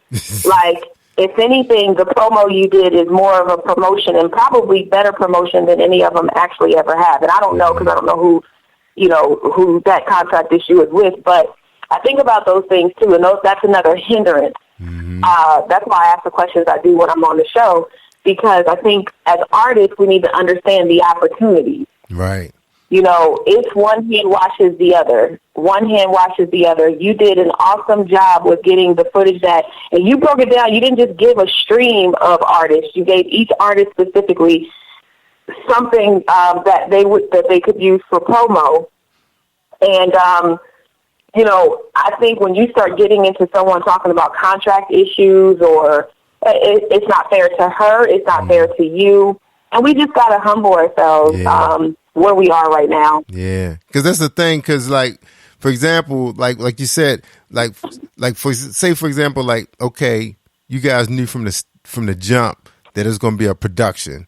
It said this thing is going to be a production. They're going to tell you, because basically a lot of you was just stay out there because you wanted to, do ministry. It was going to be a big crowd there. But what's happening now is the live audiences are starting to get smaller, and most of your live audiences are artists like yourself. I'm finding out, like at these showcases. So I'm like, I'm finding out that some of you guys are getting better and better and better at your stage presence. And I think you guys are going to be at that point eventually. Because I remember I was talking to someone before and they said, yeah, you could tell that. I was talking to GP. Glenn said, yeah, that guy, you could tell he's a worshiper, praise and worship leader.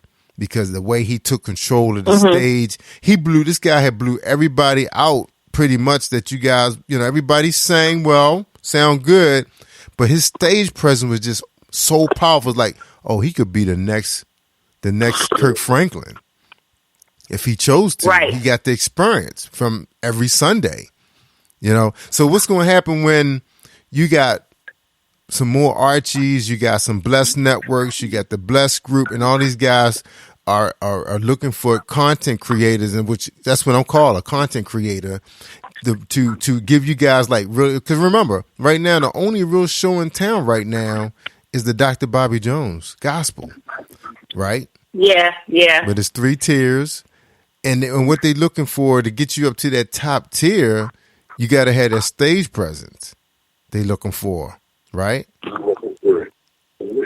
Yeah. That's what he's looking for. So how you get the experience if you don't get a chance to be, because it's different shooting a music video than when you shooting a live concert. Like you said, there's certain things you want to see.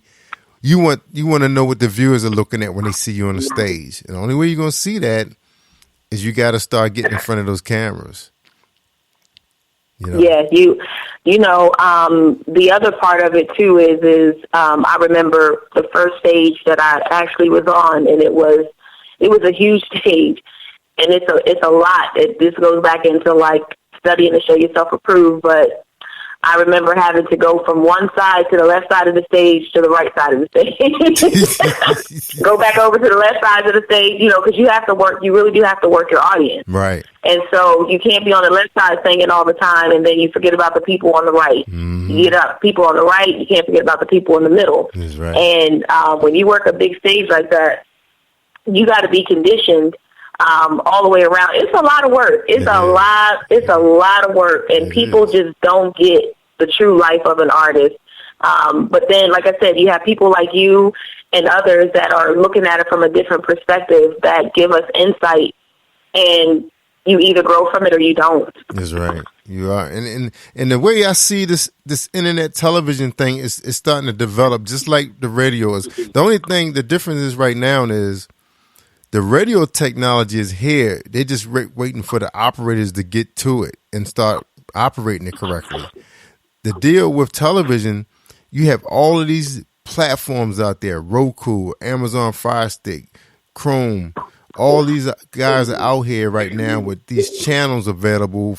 But I was telling Kelly, I said, the only people, and I had told this to the Blessed Network before too, Dr. Bello. I said Roku is the only one making money. I said I went and looked at all those people who got subscriber channels, and they had no real content. They had bad actors and bad web series, all that stuff. I said, if you're going to be a real network executive, you got to start taking advantage of YouTube like the way Netflix and Comcast do. HBO, they go in there and look at these guys' web series who got these really good actors and producers and writers, and they're offering them contracts. They just taking local people and trying to make a show out of it. It's not going to work because now you're going to get a bad reputation. You're going to get a bad reputation. But nowadays you just have to do something really stupid in order for you to make it, if that's what your goal is.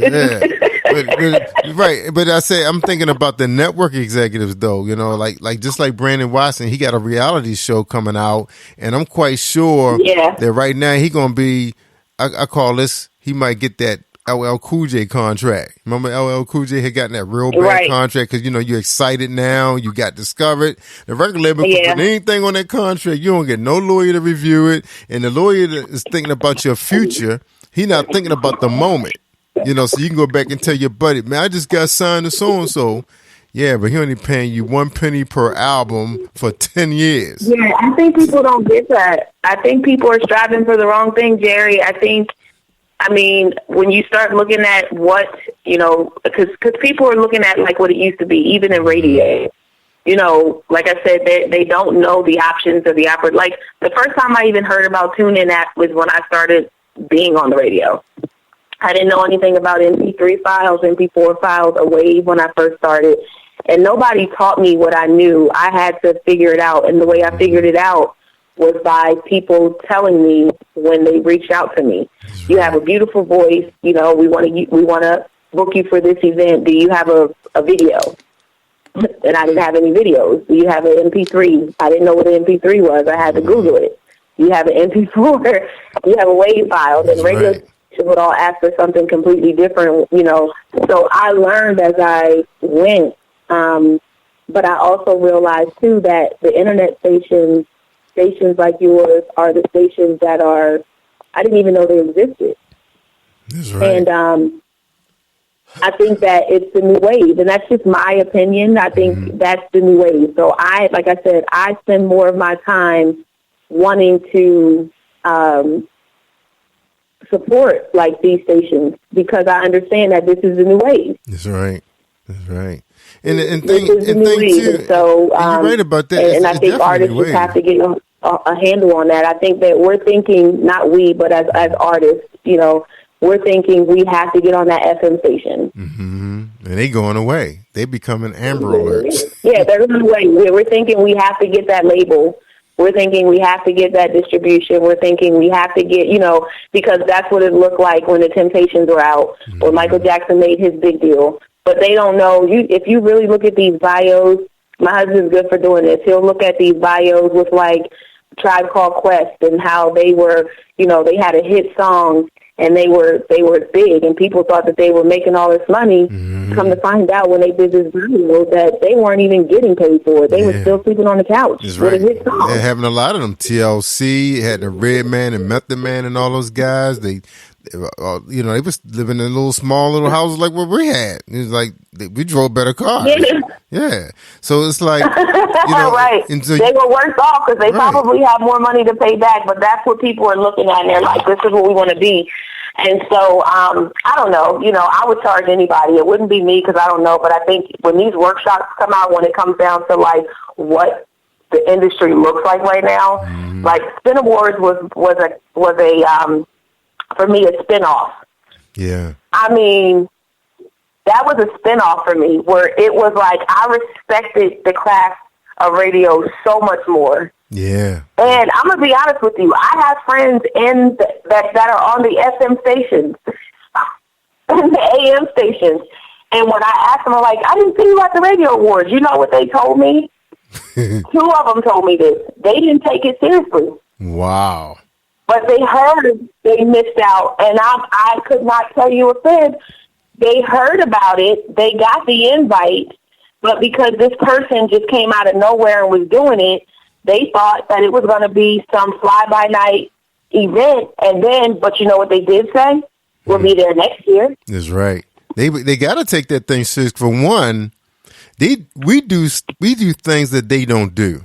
Our customer service is bar is way higher. And the one thing that helped us too is Facebook Live. Yes. Facebook Live I get fans inboxing me all the time, you know, and I respond back to them. I try my best, you know, if I'm in the bathroom, wherever I am, if I'm at a red light or wherever, I say, okay, let me respond to this person because it's something they needed from me at that time. Yeah. You know, whether they say, oh, I listened to your show. I enjoyed the interview you did with so-and-so. I just bought his music. I just bought her music. I just bought so-and-so's book. And I'm going to tell you something that blew my mind one day. It was like 12:30, 1 o'clock. And the author that was on our show inboxed me and said, I went from number 28 to number 10 when the show ended.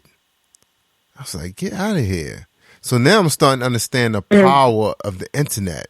Okay, she went. Yes. Who knows where her sales came from? I don't know if it was overseas or was the Facebook Live. Was it the artist that you know? Cause most that's who my friends on Facebook. Was it them? And I know you guys are busy and you guys can't always tune in every day because y'all working on your music. You know you try and get your rest.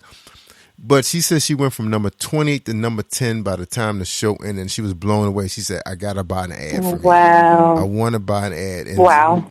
So that's a trend that can easily. So now you're starting to understand your value. And I said, okay, because even my main sponsor is getting international sales right now. I mean, I saw all these people on her Facebook page who are doing testimonies because they've been with her, because I think she's been with me since September. Now because she was depressed one time because she wasn't getting any, she had just advertised maybe 30 days and she wasn't getting, people sign up. I went to her Facebook page. She has all of these clients and they sending before and after pictures. I said, wow, the internet is real. It's here. Yeah. It's real now. It's not just for socializing and planning. It's real business being done. This is real. By Black people. Because we never had anything like this before, Black people. We had our communities, and when we all were in the communities that were making money, it was great. When the guy wrote that book called Black Wall Street, that was a community that was striving because they were making money off of the oil fields that they had at the time, and they were able to have banks and stores, and they were thriving. But then when Black people decided they wanted to move out to the suburbs and the world because they're making money, they took the money out of their communities and it just left the people who that was just on government assistance. Businesses can't survive off of them. They can't. That's why the price is so high for a can of tuna or soup, whatever. You pay like triple the price because they know you don't have a car to take you to Wegmans or Whole Foods or whatever. So to get back to this, I'm just hoping that the record executives can start teaching. No, I'm not going to say that. I'm going to say I think it's going to be time that a lot of the independent artists will have to start signing up or start getting management to help manage them. So when that record executive promotes or buy advertisement, he's buying it for the record label. So when he start releasing music, the audience, the listeners are starting to come familiar. It's like they're gonna start knowing you like a Sony and Arista Records and stuff, because they need to be. I think like Dr. Newsom, his station, his record label has to start becoming like a household brand. And even Corinth. I mean, that would be the goal. Right, like you don't just have a label just to have it. Right. Even Corinth, because I know Corinth's like, I don't buy no advertising. I don't even buy videos. Eventually, if you're going to be competing against, what's going to happen? Yeah, think about this. What's going to happen when David Benton? Now, David Benton is a smart guy.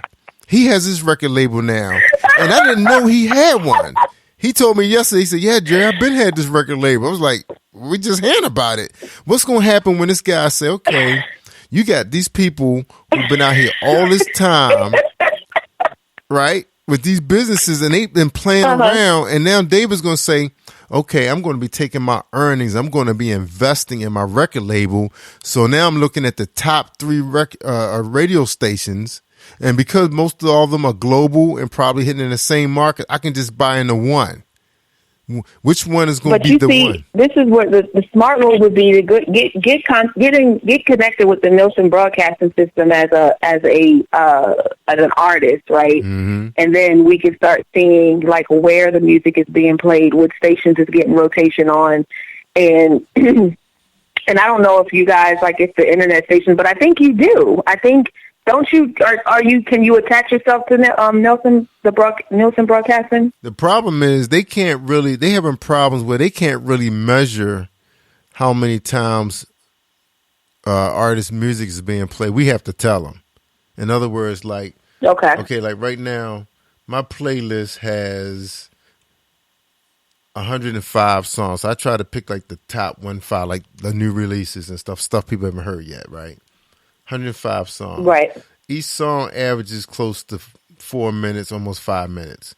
So you figure you multiply 5 into 100. That's like, and then you divide that with, I guess, 60 minutes. And then it'll tell you like when the next time that song going to be rotated again. So the artist kind of have an idea when it'll be rotated where it falls at. So because my station is 24/7, 365 days a week, what's going to happen is, and I think Dr. Chanel said, the artists or the record labels will eventually have to start marketing themselves with the talk shows, okay? Because the listeners are tuning in, like, especially the first 10, 15 minutes. They want to hear who the guests are. Can the guests carry the show?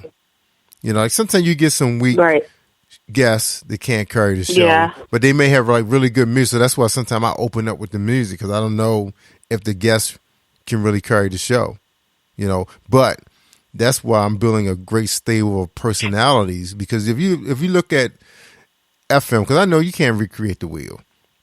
Steve Harvey, Michael Bazin. I said sometimes it's not worth trying to recreate the wheel. So if you look at like Steve Harvey, Michael Bazin, Ricky Smiley, it looks like the most important thing for that host is he has to build a great team.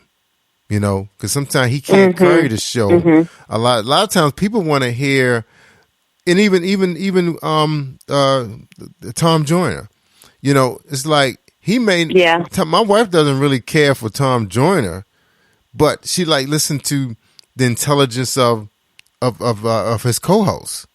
You know how they carry it. You know, like maybe like one of the sisters on the show is a Delta, so they're going to support her. So now she got 1 million women listening to her show. I mean, listen to his show because of her. Or maybe the brother on the other end is a Kappa. So all his brothers are supporting him on the show. So it's like they're building their team, you know, a personality. And that's what I've been trying to do too, is finding people that's a good fit, got good timing. Good. You know, can carry a conversation. Well, I'm glad that I can be a co-host. Yeah, glad to have you. I mean, I'm glad I'm a good fit. Yeah, because you bring something special to, you know a lot about the music, where, you know, we're learning from you and from our guests. You know, as time come on, you know, coming in the studio and I think it's awesome. It is. It's so important, and then at the same time, the artist can learn from you, and you know certain questions to ask them because of your experience in the studio and music videos. Like, this is a thing I wanted to ask you too. I think I trick them up. Yeah, you can. Now, this is something that was kind of a concern with me, because I really research everything. Okay. Right. I'm finding out because of the internet, right? I'm starting to find out that, and this is because I was watching this one guy, what he was doing. I'm finding out that you're really good singers, they really don't need to have a music video with all of these locations, different locations on it. Because you know what happens? Right. It's starting to be boring to the viewers, because one, a lot of the videos don't tell a story.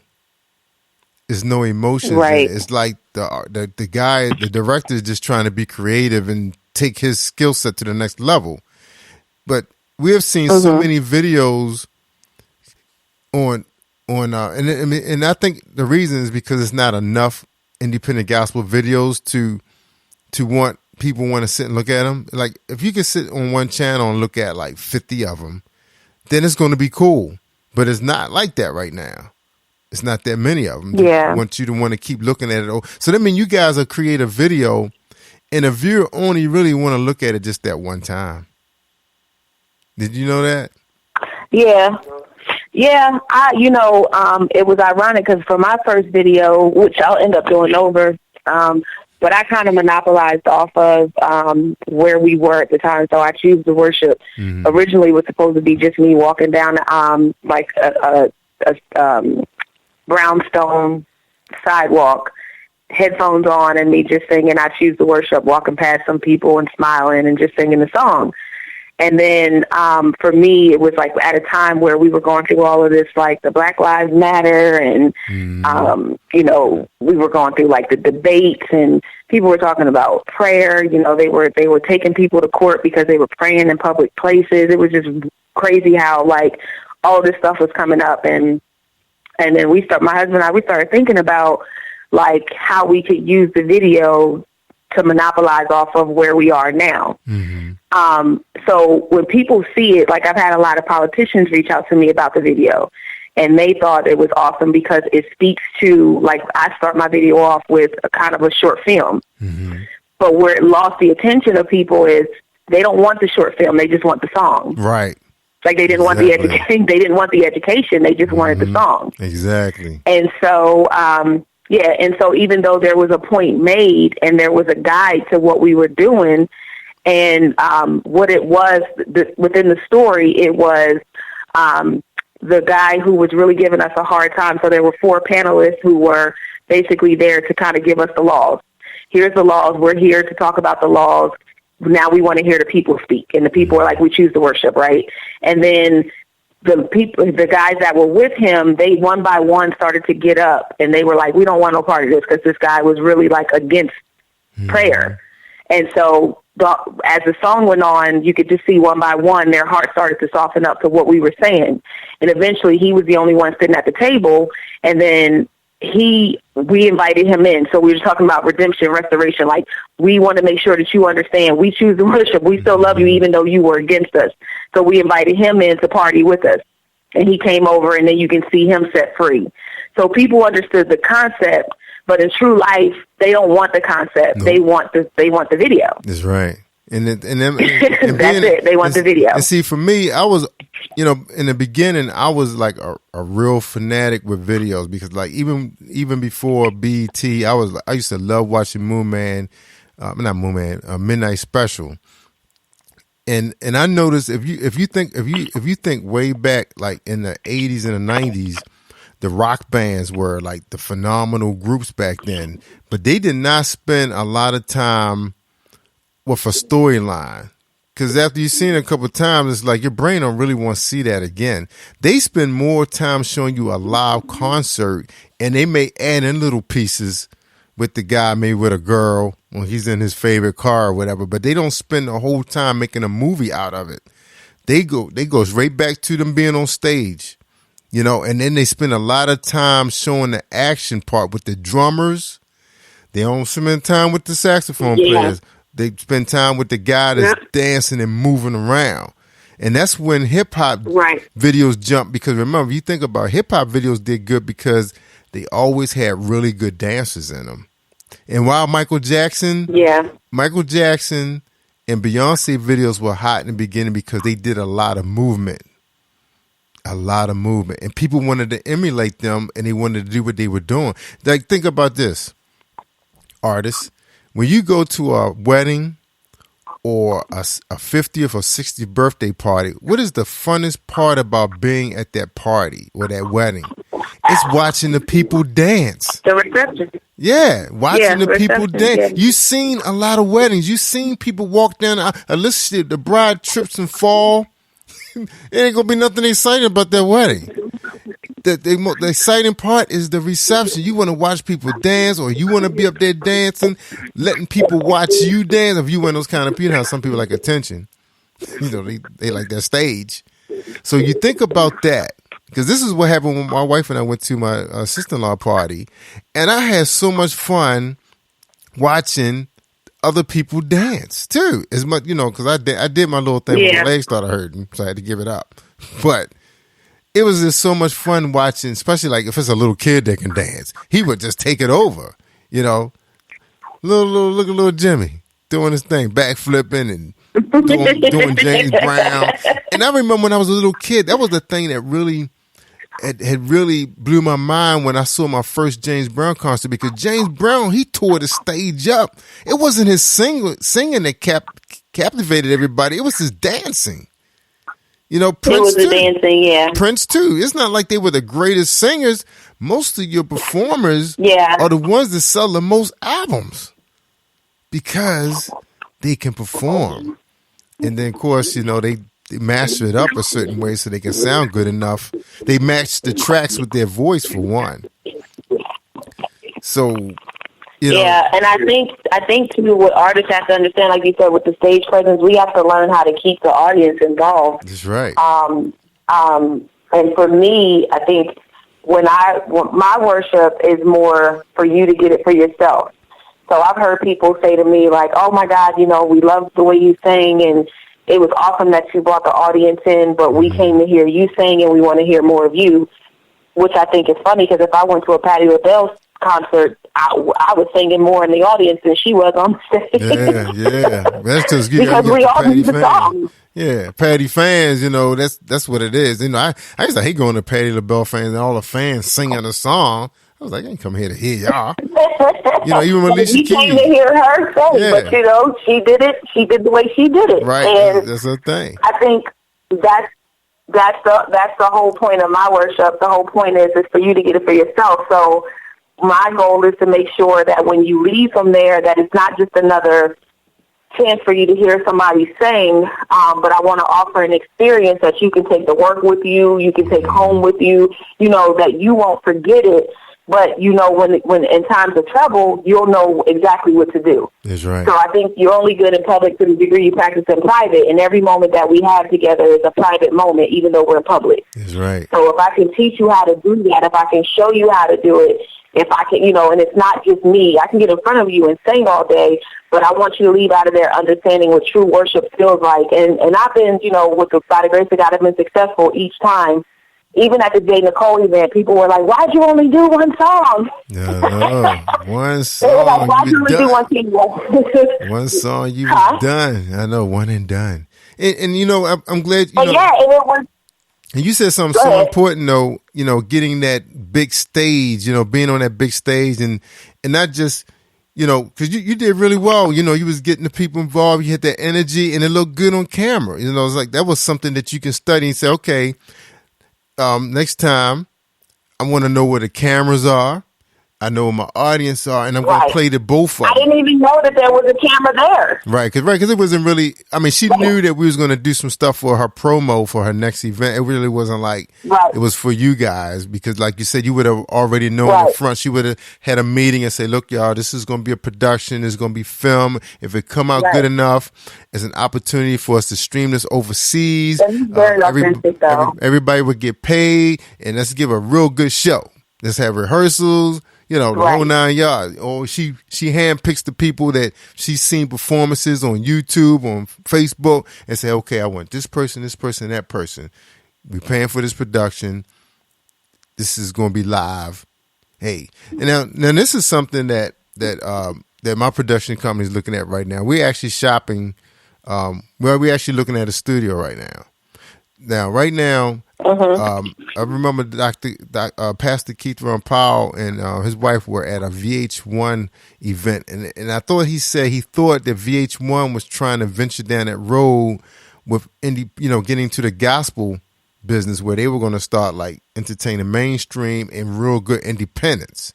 There was a lot of energy in that house because he had the thing on his Facebook Live, so they was looking at another channel getting into the game. Right? Because right now there's only Dr. Bobby Jones that's really doing anything, right? And he has those different tiers where he's watching how you guys can work the audience, work the cameras, and then maybe you'll be invited to go to the next level. Because remember, when he's spending all that money on that big production team, because he got them real good camera guys and really good camera and the lighting, the audio control guy, he's not going to just put anybody in front of the camera. He want to see what you look like before. You're going to have stage fright. Okay, great. You did look good on video, but that was rehearsed and dubbed over with masters and cleaned up. Because I've seen some people that did really, really good videos, but when they performed live, they were awful. They died right on stage. But it was a good experience for them, though, because they got a chance to see what we saw and got better. So yeah, I think that for me was just awesome to see it. And every video I watch, I just did Hosea Feed the Hungry for Thanksgiving, and that was another big stage. And everything that could go wrong went wrong on that stage. But I watched from the view the girl recorded it. I watched how I handled it. So I was singing. The drum kit kept falling off the stage that it was falling off of. And because we were set up to sing initially, and then there was another group that went up, my keyboard player's mic was moved. So when we got up there, we didn't realize that they had moved all of our stuff. Wow. And I started singing and I realized as I was singing that I didn't hear him harmonizing with me. So when I looked over, he had no mic. When I looked over, I saw he didn't have his mic. And so I walked over to him while I was singing to help him fix his mic. And the drum kit fell off. It kind of like fell off the stage. The bass player stopped playing. Whoa. But I noticed with all the chaos, I never stopped singing. Wow. That's experience. I never stopped singing, and I was really proud of myself. I watched it, but I was proud of myself because I never lost energy. A lot of stuff was happening. Yes, you could see it right there. And I'm glad it happened the way it did because it showed me how professional I am, and that if that were else, because people would fall doing that. Yeah, that's true. You know, people would probably fall doing that. Like any amateurs or even independent artists that don't understand, and I don't know where I get that from. That's just the grace of God. But I just involve the people more. Dancers came up to the front. They were singing. They were dancing. But I watched how all that fell apart just in that 1 second, and just right after that, everything came back, and we just ended up still worshiping. Yeah. Well, I just want to put it out there that, you know, I want everybody to watch out for Positive Power. We definitely about to take. Now you saw what I got a lot out of Blacked Out Live. Just a few artists who've been here. I think it's been like 5 of y'all been here. And just from that alone has given us so much vision of where we're going with our television production, our film company, that it's like crazy, you know. Because at one time I was thinking about going and invest money into a bigger studio. But then after I started listening to some of these experts out there, they said, why do that when you have these studios that already exist, you know, that you can rent, you know, already got the experience. Yeah, it's awesome. Yeah, it's awesome. I don't know where this will go or who will hear it, but I will say that I do believe that Positive Power is going to be a force to be reckoned with. I mean, you already are, but I believe that the name is going to start ringing bells all over the world. And I think that when people start looking at what radio looks like, they'll be looking to you. And you may not know how many people are already studying you and what you do. So don't take that for granted. But I do believe that you'll be a staple in the radio industry. You are that already, but I do believe that you'll be one that everybody recognizes and will want to mimic what you do. Thank you, Shay. And I'm gonna tell you, this radio platform has been something that I've always wanted to do since I was a CB radio operator. And to me, this is just 1/3 of what Positive Power is as a media company. You know, like the television, the film, all of that all comes together because this gives us a chance to connect with our listeners becoming our viewers, and our guests becoming our clients. You see what I'm saying? So I get a chance to build relationships and networks and be able to go to awards because and that makes sense. Yeah. No, that makes sense. Yeah, that makes sense. I need to get on my grind. That's right, because I mean, how a light bulb just went off. Yeah, it's like how the Spin Awards was like so big. Like even though it was her first event, I can just imagine what her second, third, fourth, and fifth is going to be like. So you think I told you those FM stations, they weren't coming, and then they said they heard about it. They'll be there next year. Yeah, she's going to be the Stellas soon. She's going to be on that level, the Doves and all of them. I mean, Mr. Appointed. Let me tell you, she did. I know her. She did. She was amazing. It was. She don't play. She was studying individuals. I mean, I was going to awards and she was there. Even if she got there late, she got there just in time to see what they were doing. She was probably taking notes and talking to them and put her team together. And next thing you know, she did that. I mean, when I walked in that front door and I saw that red carpet, I was already impressed right there. I didn't even see the theater. But to me, nothing. And I had been at that venue before. Yeah, it was nice. But I'm gonna tell you, that Messiah College was awesome too. That was a really nice venue, But of course, it was in the PA area. Oh yeah, that was a nice venue. Like I said, the last 2 events that we've been at together, they have they're very impressive. Yes, very, very, very impressive. Because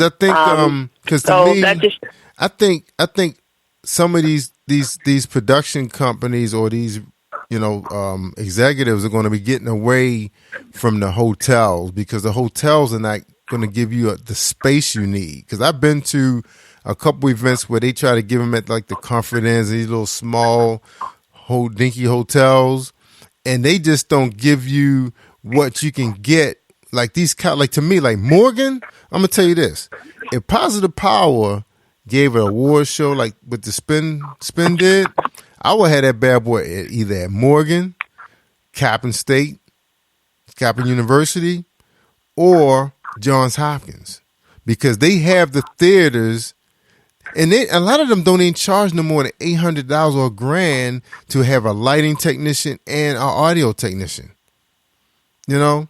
Mm-hmm. So I wouldn't even try to even use a hotel facility because they don't really have the system. You got to pay a guy to bring his system in to even come anywhere close to what those amphitheaters can do. You know what I'm saying? So to me, I think the people who are putting on these award shows, they're going to be competing soon, because eventually you artists are not going to just going to be wasting your money going to award shows and not putting no money into the production, because then you'll be thinking, okay, I could be going to Stellar Award Week and doing showcases, getting in front of, like radio people and TV. Because just think, there's going to be more Mr. Archies that's going to be coming along once they get this technology, and then there's more content. Because like I'm always on YouTube. And in certain genres, I'm not talking like the music part, but like the movies and the sports, they have real good content creators. These guys have like really good cameras. They put out really good professional stuff. But like in y'all genre, that's going to get better. Because I was listening to Reggie. Reggie told me he's in film school. He was pretty impressed with what we did when we came to his event. He saw the quality of our production.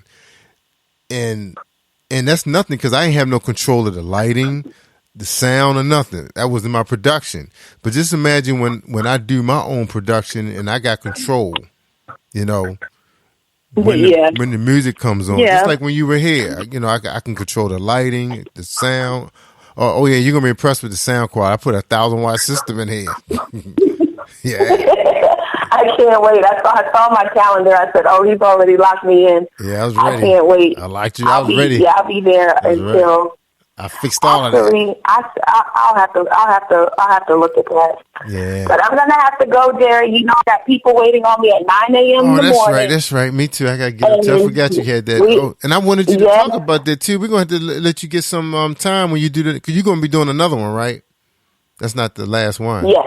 Okay. Yep. Okay, we're going to have to get you on the show, talk about this one, what you learned from it, and what you're going to do about the next one. All right? Sound good? Yes. Yeah, I'll send you pictures. I'll tag you in some pictures and some live videos. Yeah, that'd be awesome. Okay. Well, good luck with that, and have a great time. We still got people checking us out on the show. So we appreciate everybody tuning in, especially overseas, because they on a different time frame. So that's why we love our Speaker Radio people.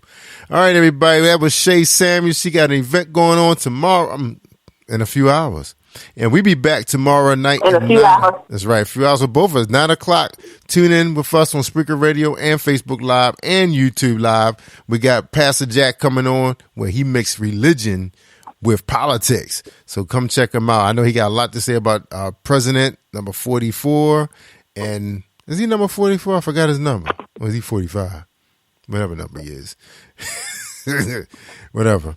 Anyway, 10 o'clock, next man up. We're going to have a great time. We're going to have Evan Jefferson here. He is the author of the new Black Wall Street.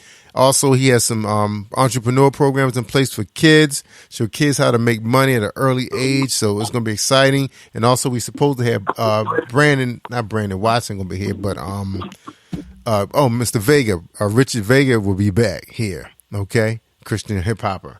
All right, so let's get out of here, y'all. We'll talk to you guys later. Take care, and thank you for tuning in to Positive Power XI. Take it away, Robot. You are listening to Jerry Royce Live Worldwide Podcast.